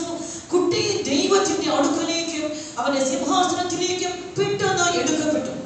ஆண் என்பது ஜெய ஜீவியத்தை காட்டுகிறது. ആൺ എന്നത് ജയജീവിതത്തെ കാണിക്കുന്നു. பிள்ளை என்பது தாழ்மையை காட்டுகிறது. കുട്ടി എന്നത് താഴ്മയെ കാണിക്കുന്നു. மத்தேயு 18ஆம் அதிகாரத்தில் இயேசு ஒரு சிறு பிள்ளையை தாழ்மைக்கு ஒப்பாக ஒப்பிடுகிறார். മത്തായി 18ആം അധ്യായത്തിൽ ഒരു യേശു ശിശുവിനെ എടുത്തിട്ട് താഴ്മയുടെ പ്രതീകമായി നിർത്തി. அந்த சிறு பிள்ளையை போல தன்னை தாழ்த்துறவங்க மட்டும்தான் பரலோக ராஜ்யத்துக்கு போக முடியும், அங்க உயர்த்தப்பட முடியும். ശിശുവിനെ പോലെ താഴ്ത്തുന്നവർ മാത്രമേ സ്വർഗ്ഗരാജ്യത്തിൽ പോകൂ, ഉയർച്ച പ്രാപിക്കൂ. நீங்கள் கவனமாய் பார்த்தால் உலக வாழ்க்கையில ஒரு படிக்கிற பிள்ளையை ஒரு படிப்புல ஜெயம் எடுத்தாலோ, இல்ல வேலை பார்க்கிறவங்க நம்மளுடைய வேலை ஸ்தலத்துல ஜெயம் எடுத்தாலோ, ஆவிக்குரிய வாழ்க்கையில ஏதாவது ஒரு காரியம் நம்ம ஜெயம் எடுத்தாலோ பெருமை நமக்கே தெரியாமல் வரும். നാം ലോകത്തിൽ നോക്കിയാൽ ഒരു കുട്ടി പഠിപ്പിലോ അല്ലെങ്കിൽ ഒരാൾ തങ്ങളുടെ ജോലിയിലോ ഉയർച്ച നേടിയാൽ, നമ്മുടെ ആത്മീക ജീവിതത്തിൽ ഉയർച്ച വന്നാൽ നാം അറിയാതെ തന്നെ നമ്മുടെ ഉള്ളിൽ ഒരു നിഗളം പ്രവേശിക്കുന്നു. கர்த்தருடைய பரிசுத்த நாமத்துக்கு உண்டாகட்டும். കർത്താവിന്റെ വിശുദ്ധ നാമത്തിന് മഹത്വം ഉണ്ടാകട്ടെ. ஆகவே தான் ஆண் பிள்ளையை பெற்றெடுக்கும் ஆண் பிள்ளை என்று சொல்லும்போது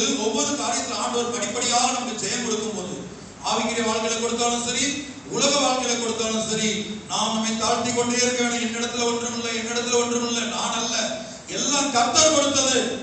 ആകയാൽ ആൺകുട്ടി എന്ന് പറയുമ്പോൾ ലോക ജീവിതത്തിലോ നമ്മുടെ ആത്മീക ജീവിതത്തിലോ ദൈവം നമുക്ക് എന്തെങ്കിലും ജയം നൽകിയാൽ ഉടനെ നമ്മൾ നമ്മെ താഴ്ത്തി പറയണം, ഇതാ ഞാനില്ല, ഇതിന്റെ പക്കൽ ഒന്നുമില്ല, ഇതാ ദൈവം എനിക്ക് നൽകിയത് മാത്രമാണ്. நாம் பழைய ஏற்பாட்டு காலத்திலே ரெண்டு விதமான சுத்திகரிப்பை குறித்து படிக்கிறோம். നാം പഴയ നിയമകാലങ്ങളിൽ രണ്ട് വിധമായ ശുദ്ധീകരണത്തെ കുറിച്ച് കാണുന്നു. ஒரு ஸ்திரீ பெண் பிள்ளையை பெற்றெடுத்தாலும் அவள் என்ன செய்திருப்பாள்? தீட்டுப்பட்டிருப்பாள் 14 நாட்கள். ഒരു സ്ത്രീ അവൾ പെൺകുട്ടിയെ പ്രസവിച്ചാലും അവൾ 14 ദിവസം അശുദ്ധയായിരിക്കും. அதாவது நம்முடைய ஜீவியத்தில் பெண் பிள்ளை என்று சொல்லும்போது எவ்வளவு ஜெபித்தாலும் சில வேளை சுபாவங்கள் தோல்வி அடையும் போது, மற்றவங்களை மன்னிக்க முடியாமல் போகும்போது, தேவ சித்தம் செய்ய முடியாமல் போகும்போது, விசுவாச ஜீவியத்தில் தோல்விகள் வரும்போது, ஒவ்வொரு சுபாவத்திலும் கிறிஸ்துவின் சுபாவத்தில் நம்ம தோல்வி அடையும் போது அது பெண் பிள்ளையாகிறது. நாம் நம்மை சுத்திகரித்துக் கொண்டே இருக்கணும், தேவ சமூகத்தில் கதறி ஜெபித்துக் கொண்டே இருக்கணும். ആകയാൽ നമ്മുടെ ജീവിതത്തിൽ പെൺകുട്ടി എന്ന് പറയുമ്പോൾ നമ്മൾ എത്ര തന്നെ പ്രാർത്ഥിച്ചാലും നിലവിളിച്ചാലും നമ്മുടെ ജീവിതത്തിൽ പല വിധത്തിലുള്ളതായ തോൽവികൾ വരുമ്പോൾ, ശരിയായി നമുക്ക് നമ്മെ താഴ്ത്തുവാൻ കഴിയാതെ അങ്ങനെ എന്തെങ്കിലും വരുമ്പോൾ ആ സമയത്ത് നാം നമ്മെ തന്നെ താഴ്ത്തി നന്നായി ശുദ്ധീകരിച്ചു കൊണ്ടേയിരിക്കണം. அதேவேளை ஆண் பிள்ளை என்கிற ஜெயத்தை ஆண்டவர் நம்முடைய ஆவிக்குரிய வாழ்க்கையை படிப்படியாக கொடுக்கும் போது பெருமை நமக்குள்ள வந்துடக்கூடாது. அப்ப ஆண் பிள்ளையை பெற்றெடுத்தாலும் அவள் 7 நாள் தீட்டுப்பட்டிருப்பாள். അതേ സമയം നമ്മുടെ ആത്മീയ ജീവിതത്തിൽ ദൈവം നമുക്ക് ഘട്ടഘട്ടമായി ജയം നൽകുമ്പോൾ അത് നമ്മുടെ ഉള്ളിൽ നികളമായി തീരരുത്.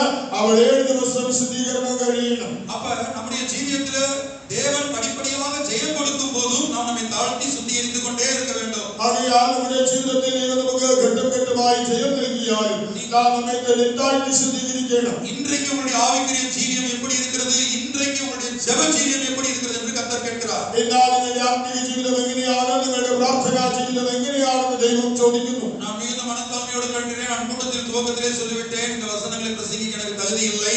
நான் ஒரு இந்து குடும்பத்தில் பிறந்தவன், எனக்கு வேதம் தெரியாது. ഞാൻ വളരെ വിനീതമായിട്ട് നിങ്ങളോട് പറയട്ടെ, ഞാൻ ആരംഭത്തിൽ പറഞ്ഞല്ലോ ഈ തിരുവചനങ്ങളെ പ്രസംഗിക്കുവാനൊന്നും ഞാൻ യോഗ്യനില്ല. ഞാൻ ഒരു ഹൈന്ദവ കുടുംബത്തിൽ ജനിച്ചവനുമാണ്. எனக்கு வேதம் தெரியாது. എനിക്ക് ബൈബിൾ അറിയില്ല. ஆவியானவர் சொல்லுகிறார், പരിശുദ്ധാത്മാവ് പറയുന്നു, ஆவியானவர் கேட்கிறார். പരിശുദ്ധാത്മാവ് ചോദിക്കുന്നു. இங்கே உட்கார்ந்திருக்கிற ஒவ்வொரு தேவனுடைய பிள்ளையும், நீங்கள் தேவ ஊழியர்களா இருக்கலாம், தேவ ஜனங்களா இருக்கலாம், தினந்தோறும் தனி ஜெபத்துல எவ்வளவு நேரம் செலவழிக்கிறீங்க? നിങ്ങൾ ഇരിക്കുന്ന ഓരോ ദൈവ ശുശ്രൂഷകനോടും ദൈവവൈദ്യനോടും ദൈവം ചോദിക്കുകയാണ്, നിങ്ങൾ ഓരോ ദിവസവും വ്യക്തിപരമായ പ്രാർത്ഥനയിൽ എത്ര സമയം ചെലവഴിക്കുന്നു? அந்த தனி ஜெபத்துல நீங்க ஜெபிக்கிற ஜெபத்துல உங்களுடைய பூரணத்துக்காக, உங்களுடைய ஜெய ஜீவியத்துக்காக எத்தனை முறை வருத்தப்பட்டு அலறி அப்படி ஒரு ஜெபம் நமக்குள் இருக்கிறது. ആ വ്യക്തിപരമായ പ്രാർത്ഥനയിൽ നിങ്ങൾ എത്ര സമയം നിങ്ങളുടെ പൂർണ്ണതയ്ക്കായിട്ട് നിങ്ങൾ അതിനുവേണ്ടി അങ്ങനെയുള്ളതായ പ്രാർത്ഥന നിങ്ങളിൽ എത്ര പേർക്കുണ്ട്? எபிரேயர் 5ஆம் அதிகாரம் 7ஆம் வசனத்திலே கர்த்தராகிய இயேசுவின் ஜெபத்தை குறித்து படிக்கும்போது കർത്താവായ യേശുവിന്റെ പ്രാർത്ഥനയെക്കുറിച്ച് വായിക്കുമ്പോൾ அவன் மாம்சத்தில் இருந்த நாட்களில் தம்மை மரணத்தினின்று ரட்சிக்க வல்லவரை நோக்கி பலத்த சத்தத்தோடும் கண்ணீரோடும் ஜெபித்தார் இயேசு. യേശു തന്റെ ഈ ജീവകാലയളവിൽ തന്നെ മരണത്തിൽ നിന്ന് രക്ഷിപ്പാൻ കഴിയുന്നവനോട് ഉറച്ച നിലവിളിയോടും കണ്ണീരോടും പ്രാർത്ഥിച്ചു. மரணம் என்பது சரீர மரணத்தை குறித்தெல்லாம் எழுதப்பட்டது. അവിടെ പറഞ്ഞിരിക്കുന്ന മരണം ശാരീരിക മരണത്തെ കുറിച്ചല്ല. ஏனென்றால் ஆண்டவராகிய இயேசு முந்தின நித்தியத்திலே வார்த்தையாய் காணப்பட்டவர் மாமிசமாய் மாறி சரீரத்தில் அவர் வந்ததே மரிப்பதற்காகத்தான். അനാദിനിത്യതയിൽ ദൈവവചനമായിരുന്ന യേശു അവൻ ശരീരത്തിൽ ഈ ലോകത്തിൽ പ്രത്യക്ഷനായത് തന്നെ മരണം വരിക്കുവാൻ വേണ്ടിയാണ്. மனுக்குலத்துக்காக, எனக்காக, உங்களுக்காக, நம்மை கற்புள்ள கன்னிகையாக மாற்றுவதற்காக, ஒரு மகிமையுள்ள சபையாய் மாற்றுவதற்காக அவர் மரிப்பதற்காக தான் இந்த உலகத்துக்கு வந்தார். മാനവരാശിക്ക് വേണ്ടി, എനിക്ക് നിങ്ങൾക്ക് വേണ്ടി നമ്മെ നിർമ്മല കന്യകയാക്കി മാറ്റേണ്ടതിനായിട്ട് അവൻ നമുക്കായി മരിക്കുവാൻ തന്നെയാണ് ഈ ലോകത്തിൽ വന്നത്. ஆகவே இங்க சொல்லப்பட்டிருக்கிற மரணம் என்பது தனக்குள்ள ஆத்ம மரணம் வந்து விடாதபடிக்கு. ആകയാൽ അവിടെ പറഞ്ഞിരിക്കുന്ന മരണം എന്നത് തന്റെ ഉള്ളിൽ ആത്മീക മരണം വരാതെ വണ്ണം. ஆத்ம மரணம் என்பது ஒரு மனிதன் தேவனை விட்டு, தேவ சமூகத்தை விட்டு பிரிவதுதான் ஆத்ம மரணம். ആത്മീക മരണം എന്ന് പറയുമ്പോൾ ഒരു വ്യക്തി ദൈവത്തെ വിട്ട്, ദൈവത്തിന്റെ സന്നിധാനം വിട്ട് വേർപെട്ടു പോകുന്നതാണ്.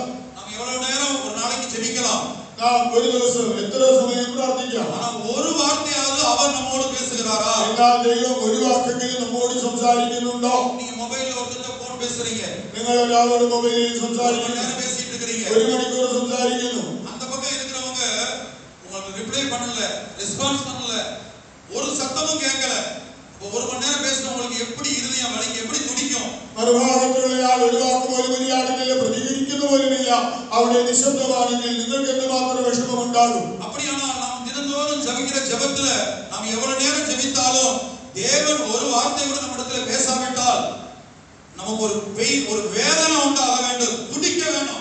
ആകയാൽ നമ്മുടെ ദിനതോറുമുള്ളതായ പ്രാർത്ഥനയിൽ നാം എത്ര സമയം പ്രാർത്ഥിച്ചാലും ഒരു വാക്ക് പോലും ദൈവത്തിന്റെ ഭാഗത്ത് നിന്ന് നമുക്ക് ലഭിക്കുന്നില്ല എങ്കിൽ അത് നമുക്ക് വളരെ വേദനയുണ്ടാകേണ്ട, നമ്മൾ അതിൽ വളരെ വിഷമിക്കണം. அப்ப இந்த கடைசி காலத்திலே தேவனுக்கும் நமக்கும் ஒரு நெருங்கிய தொடர்பை நாம் ஏற்படுத்திக் கொள்ள வேண்டும். ആകയാൽ ഈ കാലയളവിൽ ദൈവവും നാമും തമ്മിൽ ഒരു ഉച്ചബന്ധം നമ്മൾ ഉണ്ടാക്കണം. நம்முடைய ஜெப ஜீவியத்திலே ஒரு பெரிய வித்தியாசமும், வேதனையோடு கதறுகிற, புலம்புகிற, அதான் பிள்ளைக்காக நாம் படிக்கிறோம், புலம்பலும் அழுகையும் மிகுந்த துக்கம் கொண்டாடுவதுமாகிய கூக்குரல் ராமாவிலே கேட்கப்பட்டது.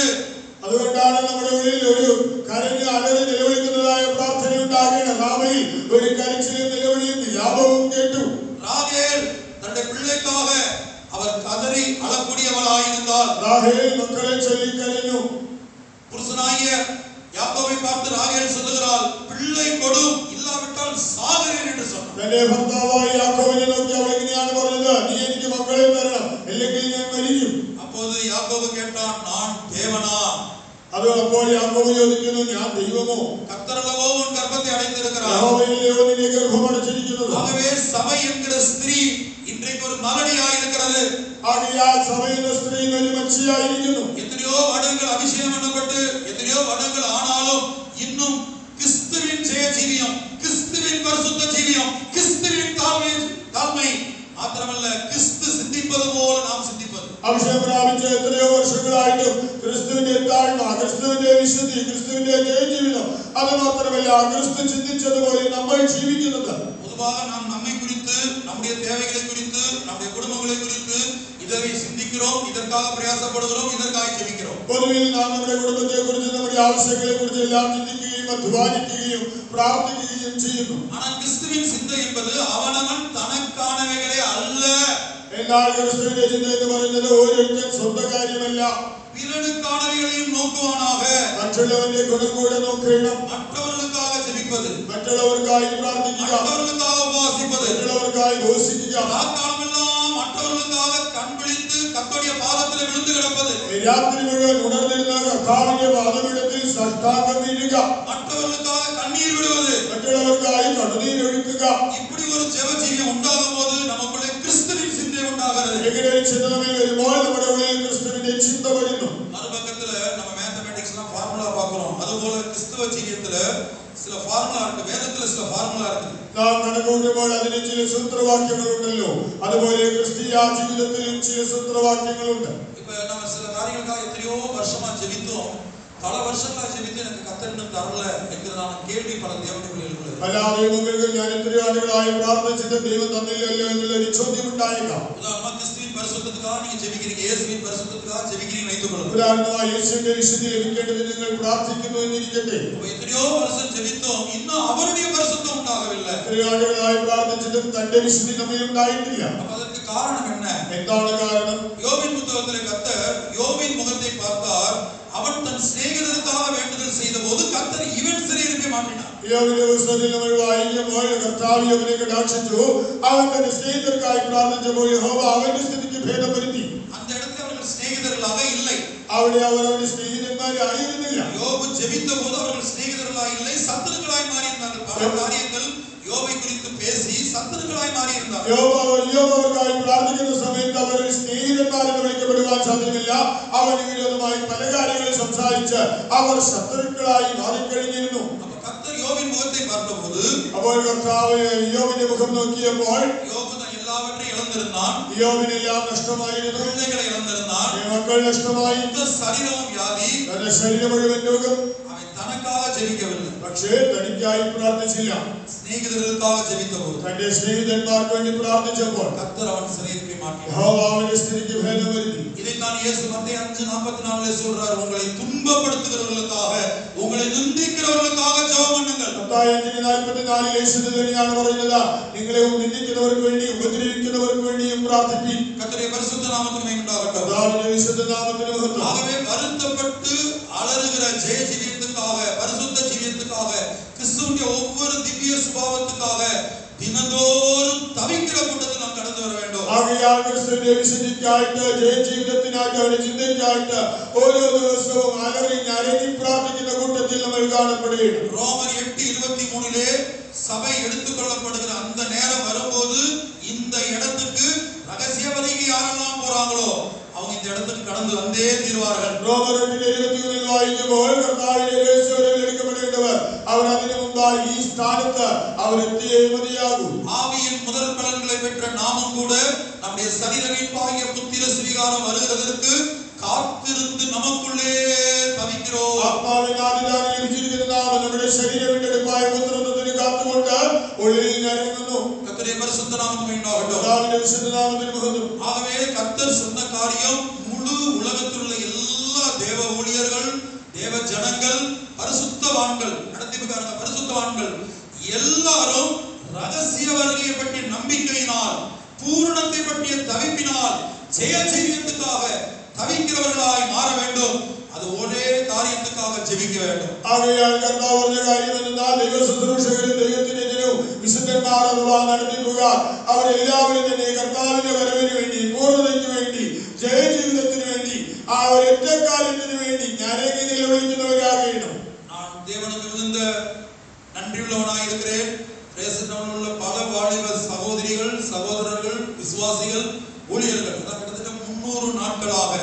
தினந்தோறும் ஃபெய்த்தோம்ல 6ல இருந்து 8 வரை தினந்தோறும் ஜெபம் நடக்குது. மார்னிங் ரைசிங் நடக்கும்.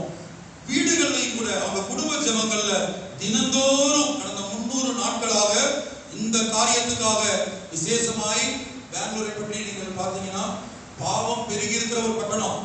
அந்த பட்டணத்துல காலேஜுக்கு போற பிள்ளைங்க, அந்த பட்டணத்துல ஐடி கம்பெனில வேலை பார்க்குற பிள்ளைங்க இப்படிப்பட்ட ஒரு ஜெபத்தை முழு உலகத்தில் உள்ள பரிசுத்தவான்களுக்காக தேவ ஜனங்களுக்காக ஏறெடுத்துக் கொண்டிருக்கிறார்கள். ബാംഗ്ലൂരിനെ കുറിച്ച് നിങ്ങൾക്ക് അറിയാം. പൊതുവിൽ പാപം നിറഞ്ഞിരിക്കുന്ന ഒരു പട്ടണമാണ്.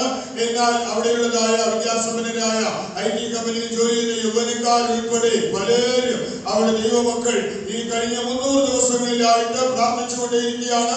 ഫെയ്ത്തോമിൽ 6 മുതൽ 8 വരെ പ്രാർത്ഥനയുണ്ട്. അല്ലാത്ത പ്രാർത്ഥനകൾ അവരുടെ കുടുംബ പ്രാർത്ഥനകളിലെല്ലാം അവർ തുടർച്ചയായി പ്രാർത്ഥിച്ചുകൊണ്ടിരിക്കുന്നു.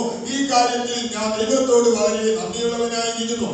விசுவாசத்தோடு இயேசுவின் நாமத்தில் சொல்லுகிறேன், புலம்பலும் அழுகையும் மிகுந்த துக்கம் மண்டலமாகிய கூக்குரல் ராமாவிலே கேட்கப்பட்டது போல இந்த கூட்டத்திலிருந்து திருவெல்லாவிலே கேட்கப்பட போகிறது. ஒவ்வொரு லோக்கல் பைத்தோம்ல ஆகையால் விசுவாசத்தோடு ഞാൻ പറയട്ടെ, കരച്ചിലും വിലാപവും നെടുവീർപ്പും നിലവിളിയും രാമായിൽ നിന്ന് കേട്ടതുപോലെ ഈ യോഗ നിമിത്തമായിട്ട് തിരുവല്ലായിൽ ഓരോ സ്ഥലത്തും ആ നിലവിളിയുടെ ശബ്ദം കേൾക്കുവാൻ പോകുന്നു. சென்ட்ரல் பைத்தோம்ல மாத்திரமல்ல, அல்லப்பள்ளி, சாரமூடு, பள்ளிப்பாடு, செங்கலூர், இன்னும் இந்த திருவிழாவில் என்னென்ன லோக்கல் பைத்தோம் இருக்கிறதோ எல்லா இடங்களிலேயும் ഈ തിരുവല്ലാ സെൻട്രൽ പൈത്തോമിൽ മാത്രമല്ല, ഇതിന്റെ എല്ലാ ലോക്കൽ വിശ്വാസഭവനങ്ങളിൽ ലോക്കൽ പൈത്തോമിൽ എല്ലാം തന്നെ கர்த்தருடைய பரிசுத்த நாமம் உண்டாகட்டும். കർത്താവിന്റെ വിശുദ്ധ നാമത്തിന് മഹത്വം ഉണ്ടാകട്ടെ. அப்ப அந்த ராகேல் கணவனை பார்த்து யாக்கோபை பார்த்து கேட்டால், பிள்ளை கொடும், இல்லாவிட்டால் சாகிறேன். ராகேல் തന്റെ ഭർത്താവിനോട് ഇപ്രകാരം പറഞ്ഞു, നീ എനിക്ക് സന്തതിയെ നൽകണം, അല്ലെങ്കിൽ ഞാൻ മരിക്കും. அப்ப சபையாகிய ஸ்திரீ, இங்க உட்கார்ந்திருக்கிற ஆணா இருந்தாலும் பெண்ணா இருந்தாலும் சிறியோரா இருந்தாலும் யாரா இருந்தாலும் யாரெல்லாம் அபிஷேகம் பண்ணப்பட்டிருக்கிறீங்களோ, இயேசு ஒரே புருஷன், அபிஷேகம் பண்ணப்பட்ட நாம் அவருடைய மனைவியா இருக்கிறோம். ആകയാൽ സഭയാകുന്ന സ്ത്രീ, ഇവിടെയുള്ളവരിൽ പുരുഷനോ സ്ത്രീയോ കുട്ടികളോ യവനക്കാരോ ആരായിരുന്നാലും അഭിഷേകം പ്രാപിച്ച നാം ക്രിസ്തു എന്ന ഏക മനുഷ്യന്റെ ഭാര്യയായിരിക്കുന്നു. அப்ப இயேசு என்கிற புருஷனிடத்திலே ராகேல் தன்னுடைய புருஷனாகிய யாக்கோபிடத்திலே கேட்டது போல இங்கே உள்ள நாம் ஒவ்வொருவரும் இனி ஒவ்வொரு நாளும் இயேசு என்கிற புருஷனிடத்தில் கேட்க வேண்டும், பிள்ளை கொடும். രാഹേൽ തന്റെ ഭർത്താവിനോട് ചോദിച്ചതുപോലെ ഇവിടെ ഇരിക്കുന്ന നമ്മൾ ഓരോരുത്തരും നമ്മുടെ ഭർത്താവായ യേശുവിനോട് ചോദിക്കണം, നീ എനിക്ക് ഒരു ആൺകുട്ടിയെ തരണം. கர்த்தருடைய பரிசுத்த பிள்ளை கொடும், இல்லாவிட்டால் சாகிறேன். എനിക്കൊരു കുട്ടിയെ നൽകണം, അല്ലെങ്കിൽ ഞാൻ മരിക്കാം. ஆண்டவரே, இந்த உலகத்தில் எனக்கு ஒன்று வேண்டாம். കർത്താവേ, ലോകത്തിൽ എനിക്കൊന്നും വേണ്ട. எப்படியாயும் உம்மை போல என்னை மாற்ற வேண்டும். അങ്ങയെ പോലെ ആക്കണമേ. இங்கே உள்ள அருமையான தேவனுடைய பிள்ளைகளே, அருமையான வாலிபர்களே, அருமையான ஊழியர்களே, உலக தோற்றத்துக்கு முன்பாக தேவன் உங்களை தெரிந்து கொண்டது, முன்குறித்தது ஒரே ஒரு காரணத்துக்காக. പ്രിയ ദൈവങ്ങളെ, ശുശ്രൂഷകരെ, യവനക്കാരെ, ലോകസ്ഥാപനത്തിന് മുൻപേ ദൈവം നിങ്ങളെ മുൻനിയമിച്ചത് ഒരൊറ്റ കാര്യത്തിന് വേണ്ടി മാത്രം. ரோமர் 8:29 வாசிக்கிறோம், தேவகுமாரனுடைய சாயலுக்கு ஒப்பாக, அதாவது இயேசுவை போல, நீங்கள் என்னையா புரிந்து கொள்ளணும்னா இயேசுவை போல மாறுவதற்காக. റോമാലേഖനം 8:29 വായിക്കുമ്പോൾ അവൻ യാതൊരാതിനോട് അനുരൂപരായി തീരേണ്ടതിന്, എളുപ്പത്തിൽ മനസ്സിലാക്കണമെങ്കിൽ യേശുവിനെ പോലെ മാറേണ്ടതിന്. இப்போது ஒரு தேவனுடைய பிள்ளையை பார்த்து கேட்டால், நீ என்ன ஆக விரும்புகிறாய் என்று கேட்டால், ஒருவேளை அவங்க சொல்லுவாங்க, அப்துல் கலாமை போல ஆகணும், இல்ல பில் கேட்ஸை போல ஆகணும், அல்லது எலன் மாஸ்கை போல ஆகணும். ഒരു ദൈവവചനത്തെ നോക്കിയിട്ട് നിനക്ക് എന്താകണമെന്ന് ചോദിച്ചാൽ, ഒരുപക്ഷെ അബ്ദുൽ കലാമിനെ പോലെയോ ഇലോൺ മസ്കിനെ പോലെയോ ബിൽ ഗേറ്റ്സിനെ പോലെയോ ആയാൽ കൊള്ളാമെന്ന് പറഞ്ഞേക്കാം. கர்த்தருடைய பரிசுத்த நாமம் உண்டாகட்டும். കർത്താവിന്റെ വിശുദ്ധ നാമത്തിന് മഹത്വം. இயேசுவை போல மாற வேண்டும். പക്ഷേ യേശുവിനെ പോലെ മാറണം. ரோமர் 8:29 தேவனுடைய குமாரனுடைய சாயலுக்கு ஒப்பாய் இருப்பதற்கு அவர் முன்குறித்திருக்கிறார். റോമർ 8:29 ദൈവപുത്രന്റെ സ്വരൂപത്തോട് അനുരൂപരാകുവാൻ നിയമിച്ചിരിക്കുന്നു. அப்ப இயேசுவை போல மாற்றப்படும்படியாக முதலாவது இந்த வாஞ்சையும் தாகமும் தவிப்பும் நமக்குள்ள உண்டாகும். യേശുവിനെ പോലെ ആകേണ്ടതിന് ഒന്നാമതായി അതിനുള്ളതായ വാഞ്ചയും ദാഹവും ഞരക്കവും തമ്മിൽ ഉണ്ടാകണം. நீங்கள் பிரயாணம் பண்ணும் போதும் படுத்து தூங்கும் போதும் எந்த வேலை செய்தாலும் இப்படி ஒரு ஜெபம் இருந்து கொண்டே இருக்க வேண்டும். നിങ്ങൾ യാത്രയിലായാലും ഒഴുക്കത്തിലായാലും നിങ്ങൾ എന്തെങ്കിലും ജോലി ചെയ്താലും നിങ്ങളുടെ ഉള്ളിൽ ഇങ്ങനെ ഒരു വാഞ്ചയും പ്രാർത്ഥനയും ഉണ്ടാകണം. ஏனென்றால் இந்த யுத்தம், இப்ப சிலர் சொல்வது என்னவென்றால், உலக தலைவர்கள் சொல்றத சொல்றேன், முதலாம் உலக யுத்தம் சில வருடங்கள் நீடித்தது. ലോക നേതാക്കളുടെ ഭാഷ്യമാണ് ഞാൻ പറയുന്നത്. ഒന്നാം ലോക മഹായുദ്ധം ചില വർഷങ്ങൾ നീണ്ടു. ஒரு 4 வருஷம் நடந்துன்னு வச்சுக்கோங்க. ഒരു ഏകദേശം 4 വർഷം. இரண்டாம் உலக யுத்தம் கிட்டத்தட்ட 5 வருடங்கள் രണ്ടാം ലോക മഹായുദ്ധം ഏറെക്കുറെ 5 വർഷത്തോളം. இப்ப சிலர் சொல்வது என்னவென்றால் மூன்றாம் உலக மகாயுத்தம் தொடங்கிவிட்டது என்று சொல்லுகிறார்கள். ചിലർ പറയുന്നത് മൂന്നാം ലോക മഹായുദ്ധം ആരംഭിച്ചു കഴിഞ്ഞു എന്നാണ്. எனவே இஸ்ரேலுக்கு ஹமாஸுக்கு மட்டுமல்ல, இஸ்ரேலுக்கு பலஸ்தீனாவுக்கு மட்டுமல்ல, சுற்றியுள்ள நாடுகளுக்கு சேர்ந்து கிட்டத்தட்ட 1 வருஷம் ஆக போகுது யுத்தம் தொடங்கி. ഇപ്പോൾ ഈ യുദ്ധത്തിൽ ഇസ്രായേലും ഹമാസും മാത്രമല്ല, ചുറ്റിലുമുള്ള രാജ്യങ്ങളുമുണ്ട്. ഇത് ആരംഭിച്ചിട്ട് ഏകദേശം 1 വർഷത്തോളം എടുക്കുന്നു. இப்ப இவையெல்லாம் தீர்க்கதரிசனத்தின் நிறைவேறுதல், ഇവയെല്ലാം പ്രവചനത്തിന്റെ പൂർത്തീകരണം. இப்ப உங்க கரத்துல இன்னைக்கு 2 படங்கள் கொடுத்திருப்பாங்க. നിങ്ങളുടെ കയ്യിൽ നിന്ന് 2 ചിത്രങ്ങൾ നൽകിയിരിക്കും. நீங்க தயவு செய்து இந்த படங்களை நாளைக்கு கொண்டு வாங்க, இந்த 3 கூட்டங்களுக்கு கொண்டு வாங்க. നാളത്തെ യോഗത്തിന് നിങ്ങൾക്ക് ലഭിച്ചതായ ചിത്രങ്ങൾ നിങ്ങൾ കൊണ്ടുവരിക.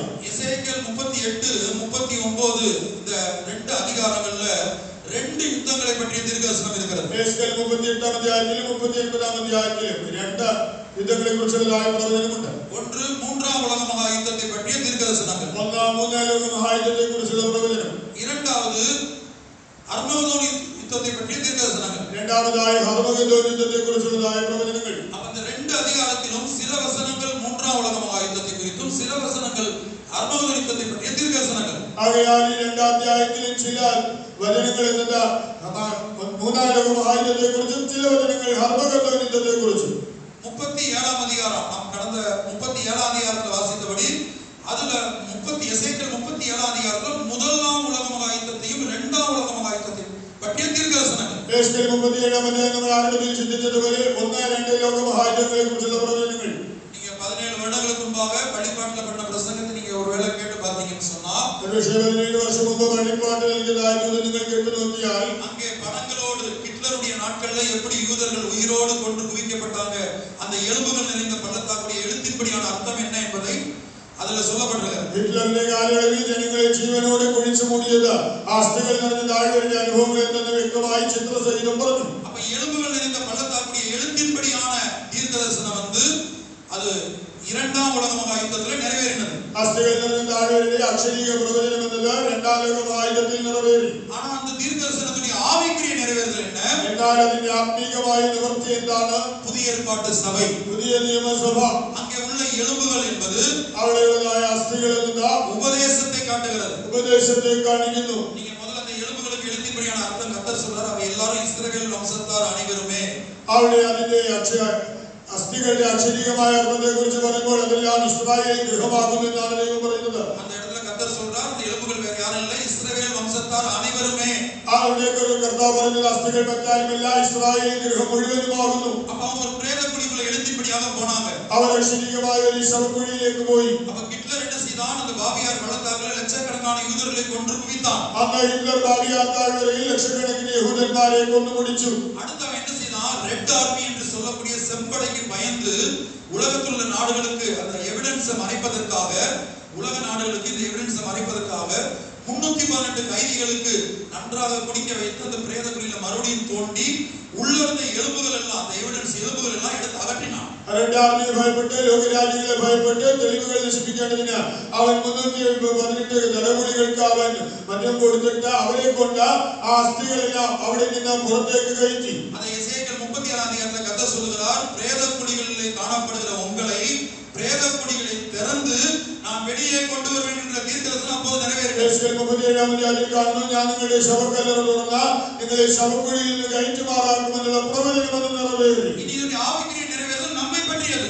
ഇതിന്റെ ആത്മീയ സാക്ഷാത്കാരം നമ്മെ കുറിച്ചുള്ളത്. எலும்புகள் இன்றைக்கு எல்லா சபைகளிலும் கர்த்தர் உலகத்துல வேற எந்த சபையிலும் இல்லாத உபதேசங்களை நமக்கு கொடுத்திருக்கிறார். എന്നാൽ ലോകത്ത് മറ്റൊരു സഭയിലും കാണുവാൻ കഴിയാത്ത ഉപദേശ സത്യങ്ങൾ ദൈവം നമുക്ക് നമ്മുടെ സഭയിൽ നിന്ന് തന്നിരിക്കുന്നു. அடுத்து நரம்பு என்பது ஐக்கியத்தை, பரிசுத்தவான்களோடு உள்ள ஐக்கியம், ஒருவரோடு ஒருவருள்ள ஐக்கியம், தேவனோடு உள்ள ஐக்கியம். അടുത്തതായി നരമ്പുകൾ എന്ന് പറയുമ്പോൾ ദൈവത്തോടുള്ളതായ നമ്മുടെ കൂട്ടായ്മ, വിശുദ്ധന്മാരോടുള്ള കൂട്ടായ്മ, തമ്മിലുള്ള കൂട്ടായ്മ. நமக்கு 3 முக்கியமான ஐக்கியங்கள். முதலாவது தேவனோடு நாம் ஐக்கியப்பட வேண்டும். നമുക്ക് പ്രധാനമായി 3 കൂട്ടായ്മ ആവശ്യം. അത് ഒന്നാമത് ദൈവത്തോട്. 1 கொரிந்தியர் 1:9 என்று நினைக்கிறேன். நம்முடைய கர்த்தராகிய இயேசு கிறிஸ்துவோடு ஐக்கியமாயிருப்பதற்கு உங்களை அழைத்த தேவன் உண்மையுள்ளவர். നമ്മുടെ കർത്താവായ യേശുക്രിസ്തുവിന്റെ കൂട്ടായ്മയിലേക്ക് നിങ്ങളെ വിളിക്കുന്ന ദൈവം വിശ്വസ്തൻ. இந்த உலகத்தில் நம்ம எல்லாரோட ஐக்கியமா இருக்கலாம், சில வேளை தேவனோடு ஐக்கியம் இல்லாமல் இருக்கலாம். ഈ ലോകത്തിൽ എല്ലാവരോടും കൂട്ടായ്മ പുലർത്തുമ്പോഴും ദൈവത്തോട് കൂട്ടായ്മ ഇല്ലാതിരുന്നേക്കാം. நான் ஒரே ஒரு உதாரணம் சொல்லுகிறேன். தினந்தோறும் கல்வாரி கடந்து வந்து நான் என்னுடைய குற்றத்தை உணர்ந்து ஆண்டவரிடத்தில் மன்னிப்பு கேட்டு இயேசுவின் இரத்தத்தினால் மன்னிக்கப்பட்டு கழுவி சுத்திகரிக்கப்படுங்கள் என்று வைத்துக் கொள்ளுங்கள். ഞാൻ ഉദാഹരണമായി പറയാം. ഓരോ ദിവസവും ഞാൻ കാൽവരി ക്രൂശിന്റെ അടുക്കൽ വന്ന യേശുവിനോട് അനുതാപത്തോടെ എന്റെ കുറ്റങ്ങൾ ഏറ്റുപറഞ്ഞ് യേശുവിന്റെ രക്തത്താൽ ദിനംതോറും ഞാൻ ശുദ്ധീകരിക്കപ്പെടുന്നില്ല എന്നിരിക്കട്ടെ. ദിനംതോറും കൽവാരി എന്റെ കടന്നു വന്ന് യേശുവിന്റെ കൽവാരി മരണത്തെ ധ്യാനിക്കുന്നവர்களாக நாம் இருக்கிறோமா? ദിനംതോറും കാൽവരി ക്രൂശിന്റെ അടുക്കൽ വന്ന് യേശുവിന്റെ കാൽവരി മരണത്തെ നമ്മൾ അനുദിനവും ധ്യാനിക്കുന്നവരാണോ? இல்ல ஒரு சுத்திகரிப்பு கூட்டத்துல பரிசுத்த மந்திய ആരാധനയില്ല അപ്പോൾ നാം കൽവാരിയെ ധ്യാനിக்கிறோமா? പരിശുദ്ധീകരണ യോഗത്തിലോ കർമ്മമേശയുമായി ബന്ധപ്പെട്ടോ നാം കാൽവരിയെ ധ്യാനിക്കുന്നു. 2 കൊരിന്ത്യർ 4:10 எழுதப்பட்டிருக்கிறது, இயேசுவின் மரணத்தை, அதாவது எங்கள் சரீரத்துல ஜீவன் விளங்கும்படிக்கு இயேசுவின் மரணத்தை எப்போது சுமந்து திரிகிறோம். 2 കൊരിന്ത്യർ 4:10 വായിക്കുമ്പോൾ ക്രിസ്തുവിന്റെ ജീവൻ ഞങ്ങളിൽ വെളിപ്പെടേണ്ടതിനാൽ ഞങ്ങളുടെ ശരീരത്തിൽ ഞങ്ങൾ എപ്പോഴും ക്രിസ്തുവിന്റെ മരണം വഹിക്കുന്നു. அப்ப இந்த கல்வாரியை கடந்து வந்து தினந்தோறும் நம்முடைய பாவங்களை அறிக்கையிட்டு மன்னிப்பு கேட்டு அவருடைய இரத்தத்தினால் மத்தேயு 26:8 இயேசுவின் இரத்தம் நம்முடைய பாவ மன்னிப்பை கொடுக்கிறது. 1 யோவான் 1:7 இயேசுவின் இரத்தம் நம்முடைய பாவங்கள் எல்லாம் கழுவி சுத்திகரிக்கிறது. യേശുവിന്റെ രക്തം നമുക്ക് പാപമോചനം നൽകുന്നു. യേശുവിന്റെ രക്തം സകല പാപമൊക്കെ നമ്മെ ശുദ്ധീകരിക്കുന്നത് കൊണ്ട് നാം ഓരോ ദിവസവും കാൽവരി ക്രൂശിൽ വന്ന പാപങ്ങളെ അനുതാപത്തോടെ ഏറ്റുപറഞ്ഞ് യേശുവിന്റെ രക്തത്താൽ ശുദ്ധീകരിക്കപ്പെടണം. ഞാൻ சொல்வது முதல் ரட்சிப்பு. ഞാൻ പറയുന്നത് അതിന്റെ പ്രാഥമിക രക്ഷ. ലൂക്കാ 1:77 പാപ മன்னிப்பு தான் முதல் ரட்சிப்பு. ലൂക്കോസ് 1:77 വായിക്കുമ്പോൾ പാപമോചനമാകുന്നു ഒന്നാമത്തെ രക്ഷ. அப்ப இந்த பாவ மன்னிப்பு என்கிற காரியத்துல தினந்தோறும் நம்முடைய பாவங்கள் மன்னிக்கப்படும்படியாக கல்வாரி என்ற கடந்து வருகிறோமா? தினந்தோறும் நம்முடைய பாவங்கள் கழுவி சுத்திகரிக்கும்படியாக கல்வாரி என்ற கடந்து வருகிறோமா? இயேசுவின் இரத்தத்தை கடந்து வருகிறோமா? ஆகையால் தினந்தோறும் பாவமോചനം പ്രാപിക്കേണ്ടതിന് നാം യേശുവിന്റെ കാൽവരി മരണത്തിന്റെ അടുക്കൽ വരുന്നുണ്ടോ? നമ്മുടെ പാപങ്ങൾ രക്തത്താൽ ശുദ്ധീകരിക്കപ്പെടേണ്ടതിന് നാം ദിനന്തോറും കാൽവരിയുടെ അടുക്കൽ വന്നെത്തുന്നുണ്ടോ? അടുത്ത യേശുവിൻ രക്തം நம்முடைய பாவங்களை கழுவி சுத்திகரித்து ஒரு பரிசுத்தத்தை நமக்குள்ளே கொண்டு வருகிறதா? எபிரேயர் 13:12 എബ്രായർ 13:12 വായിക്കുമ്പോൾ യേശുവിന്റെ രക്തം നമ്മെ ശുദ്ധീകരിച്ച് നമ്മുടെ ജീവിതത്തിൽ നമുക്ക് ഒരു വിശുദ്ധീകരണം നൽകുന്നു. ദിനந்தோறும் கல்வாரியை வந்து நாம் ஜெபித்துக்கொண்டே இருக்கும்போது நம்முடைய பாவங்களிலிருந்து மன்னிப்பு, விடுதலை, பரிசுத்தம் மாத்திரமல்ல பாவமே இல்லாத ஒரு ஜெய ஜீவியத்துக்கு வெளிப்படுத்தல் 12:11 இயேசுவின் இரத்தம் நம்மை கொண்டு வருகிறது. வெளிப்பாடு 12:11 വായിക്കുമ്പോൾ നാം കാൽവരി രക്തത്തിന്റെ അടുക്കൽ വരുമ്പോൾ അത് നമ്മുടെ പാപങ്ങളെ നീക്കി നമ്മെ ശുദ്ധീകരിച്ച് നമ്മെ വിശുദ്ധരാക്കി തീർക്കുക മാത്രമല്ല അത് നമുക്ക് ഒരു ജയ ജീവിതവും നൽകുന്നു. நான் எளிமையா நீங்க புரிந்து கொள்ள முடியாது சொல்றேன். 2 பேர் பேசாம இருக்கோம். 2 பேருக்கு ஒரு பிரச்சனை இருக்குறோம். எனக்கு வேற பிரச்சனை. ലളിതമായി പറയട്ടെ, ഞങ്ങൾ തമ്മിൽ ഒരു പിണക്കമുണ്ട്. ഞങ്ങൾ വിട്ടാറില്ല. நாங்க பார்க்கிறது இல்ல, பேசுறது இல்ல. തമ്മിൽ നോക്കാറില്ല, വിട്ടാറില്ല. ஆவிக்குரியவங்க என்ன செய்வாங்க? ஒருவேளை பாப்பாங்க, ஸ்மைல் பண்ணுவாங்க, பேசிக்குவாங்க. ஆனா இருதயத்துல இருந்துட்டே இருக்கும். ആത്മീയരാണെങ്കിൽ ഒരുപക്ഷേ ഒന്ന് നോക്കിയെന്ന് വരുത്തും, പുഞ്ചിരിച്ചെന്ന് വരുത്തും, പക്ഷേ ഹൃദയത്തിൽ ആ പിണക്കം വെച്ചുകൊണ്ടിരിക്കും. ഇരുദയത്തിൽ കഠിനപ്പെട്ടവங்க என்ன செய்வாங்க? பார்க்க மாட்டாங்க, பேச மாட்டாங்க, பார்த்தாலும் திரும்பிட்டு போயிடும். എന്നാൽ ഹൃദയം കഠിനപ്പെട്ടവർ നോക്കുകയില്ല, മിണ്ടുകയില്ല, കണ്ടാലും അവർ മുഖം തിരിച്ചു പോകും. இப்போ இந்த 2 பேருக்கு ஐக்கியம் இல்லாவிட்டால், ഈ 2 പേർക്ക് തമ്മിൽ ഐക്യതയില്ലെങ്കിൽ, நான் நினைக்கிறேன் இம்மானுவேலோட தான் நான் பேசாம இருக்கிறேன். ഞാൻ ചിന്തിക്കുന്നത് ഞാൻ ഇമ്മാനുവേലിനോടാണല്ലോ മിണ്ടാതിരിക്കുന്നത്. ഇമ്മാനുവേലിനോട് അല്ല, எனக்கும் தேவனுக்குള്ളதான அந்த தொடர்பு ஐக்கியம் துண்டிக்கப்பட்டு விட்டது. എന്നാൽ അവിടെ വിച്ഛേദിക്കപ്പെടുന്നത് ഞങ്ങൾ തമ്മിലുള്ള ബന്ധമല്ല, എനിക്ക് ദൈവവും തമ്മിലുള്ള ബന്ധമാണ് വിച്ഛേദിക്കപ്പെടുന്നത്. இப்போ ஓசியா 5:15 படித்து பாருங்கள். ஓசியா 5:15 വായിച്ചു നോക്കുക. அவர்கள் தங்கள் குற்றங்களை உணர்ந்து என் முகத்தை தேடும் மட்டும் என் ஸ்தானத்துக்கு திரும்பி போயிடுவேன். അവർ തങ്ങളുടെ കുറ്റമേറ്റു പറഞ്ഞ് എന്റെ മുഖം അന്വേഷിക്കുമ്പോഴും ഞാൻ മടങ്ങി പോയി എന്റെ സ്ഥാനത്തിരിക്കും. അവർ കുറ്റം ഏറ്റു പറഞ്ഞ് എന്റെ മുഖം അന്വേഷിക്കുവോളം ഞാൻ മടങ്ങിപ്പോയി എന്റെ സ്ഥാനത്തേക്ക് ഇരിക്കും. കഷ്ടതയിൽ അവർ എന്നെ ജാഗ്രതയോടെ അന്വേഷിക്കും. நாம் ஏற்கனவே அறிந்தபடி ஏசாயாவுல நம்முடைய அக்கிரமங்கள் தேவனுடைய முகத்தை, நம்முடைய பாவங்கள் தேவனுடைய முகத்தை நமக்கு மறைக்குது. நம்முடைய அக்கிரமங்களும் பாவங்களும் நமக்கும் தேவனுக்கும் பிரிவினை உண்டாக்குறது என்று ஏசாயா சொல்றார். ஏசாயாவில் നമുക്ക് അറിയാവുന്നതുപോലെ നമ്മുടെ അകൃത്യങ്ങളും പാപങ്ങളും തമ്മിൽ അതാണ് ദൈവത്തിന്റെ മുഖത്തെ നമുക്ക് മറയ്ക്കുന്നത്. അത് ദൈവത്തെ നമ്മെ തമ്മിൽ ഭിന്നിപ്പിക്കുന്നു. இப்போ ஒரு நபரிடத்துல 1 மாசம் 2 மாசம் 3 மாசம் அல்லது 1 வருஷம் நம்ம பேசாம இருக்கிறோம்னு சொன்னால், நாம் ஒரு വ്യക്തിയോട് 1 മാസമോ 2 മാസമോ 1 വർഷമോ മിണ്ടാതിരിക്കുന്നുവെങ്കിൽ நம்முடைய பாவ மன்னிப்பு என்கிற ரட்சிப்புல நம்ம தோல்வி அடைந்துட்டோம். பாவமோചനം என்ற രക്ഷയിൽ നമ്മൾ പരാജിതരായി. മത്തായി 18 അധ്യായത്തിൽ യേശു ഒരു സംഭവത്തെ சொல்லுகிறார். പഠിத்து பார்த்துக்கொள்ளுங்கள். മത്തായി 18 അധ്യായത്തിൽ യേശു പറയുന്ന ഒരു സംഭവം നിങ്ങൾക്ക് വായിച്ചു നോക്കാം. அந்த സംഭവത്തിൽ என்ன சொல்லுகிறார்? ആ സംഭവത്തിൽ യേശു പറയുന്നത്, நான் உனக்கு இறங்கினது போல, நான் உனக்கு மன்னித்தது போல நீ ஒரு உடன் வேலைக்காரனுக்கு நீ மன்னிக்காதபடினால உனக்கு கொடுத்ததான அந்த மன்னிப்பை அவர் தேவன் திரும்ப பெறுகிறார், வாபஸ் வாங்குகிறார். ഞാൻ നിന്നോട് ക്ഷമിച്ചതുപോലെ നീ നിന്റെ കൂട്ടുദാസനോട് ക്ഷമിച്ചില്ല, അതുകൊണ്ട് അവന് കൊടുത്തതായ ക്ഷമ കർത്താവ് അത് പിൻവലിക്കുന്നു. அடுத்து அவனுக்கு கொடுத்த பாவ மன்னிப்பை அவர் திரும்ப பெற்றுக் கொண்டது மாத்திரமல்ல, அவனை பிடித்து உபாதிக்கிறவனுடைய கையில ஒப்பு கொடுத்து விடுகிறார். അവന് പാപമോചനം പിൻവലിക്കുക മാത്രമല്ല, അവനെ ദണ്ഡിപ്പിക്കുന്നവരുടെ കയ്യിൽ ഏൽപ്പിക്കുന്നു. கடைசி வசனத்திலே இயேசு விதமாய் சொல்லுகிறார். ഒടുവിലത്തെ വചനത്തിൽ യേശു പറയുന്നത് എങ്ങനെയാണ്? നിങ്ങൾ ഓരോരുത്തരും സഹോദരനോട് ഹൃദയപൂർവ്വം ക്ഷമിക്കാഞ്ഞാൽ സ്വർഗ്ഗസ്ഥനായ എന്റെ പിതാവ് അങ്ങനെ തന്നെ നിങ്ങളോടും ചെയ്യും. வசனத்துல என்ன எழுதப்பட்டிருக்கிறதோ, நீங்கள் ஒருவருக்கொருவர் இப்படிப்பட்ட ஐக்கியம் இல்லாமல், மன்னிக்க முடியாமல், மறக்க முடியாமல், ஐக்கியமாக முடியாமல் இருந்தால் என் பரமபிதா உங்களுக்கு இப்படித்தான் செய்வார். നിങ്ങൾ തമ്മിൽ ഹൃദയപൂർവ്വം ക്ഷമിക്കുവാൻ കഴിയാതെ, മറക്കുവാൻ കഴിയാതെ, നിലവ് പ്രാപിക്കുവാൻ കഴിയാതിരുന്നാൽ സ്വർഗ്ഗസ്ഥനായ എന്റെ പിതാവ് നിങ്ങളോട് അങ്ങനെ തന്നെ ചെയ്യും. அப்ப இப்படிப்பட்ட ஐக்கியம் இல்லாமல் பரிசுத்த பந்தியிலே பங்கெடுக்கிறவர்கள் உண்டு, ஒருவரோடு ஒருவர் பேசாமல் பங்கெடுக்கிறவர்கள் உண்டு. ഇങ്ങനെയുള്ളതായ ഐക്യതയില്ലാതെ തമ്മിൽ മിണ്ടാതെ കർത്തൃമേശയിൽ പങ്കെടുക്കുന്നവരുണ്ട്. ஆனால் இயேசுவின் ரகசிய வரியில் நாம் எடுத்துக்கொள்ளப்பட முடியாது. முதல் ரட்சிப்பாகிய பாவ மன்னிப்பு இன்றைக்கு நமக்கு இருக்கிறதா? ആകയാൽ യേശുവിന്റെ രഹസ്യവരിൽ എടുക്കപ്പെടേണ്ടതിന് പ്രാഥമിക രക്ഷയായ പാപമോചനം നമുക്കുണ്ടോ?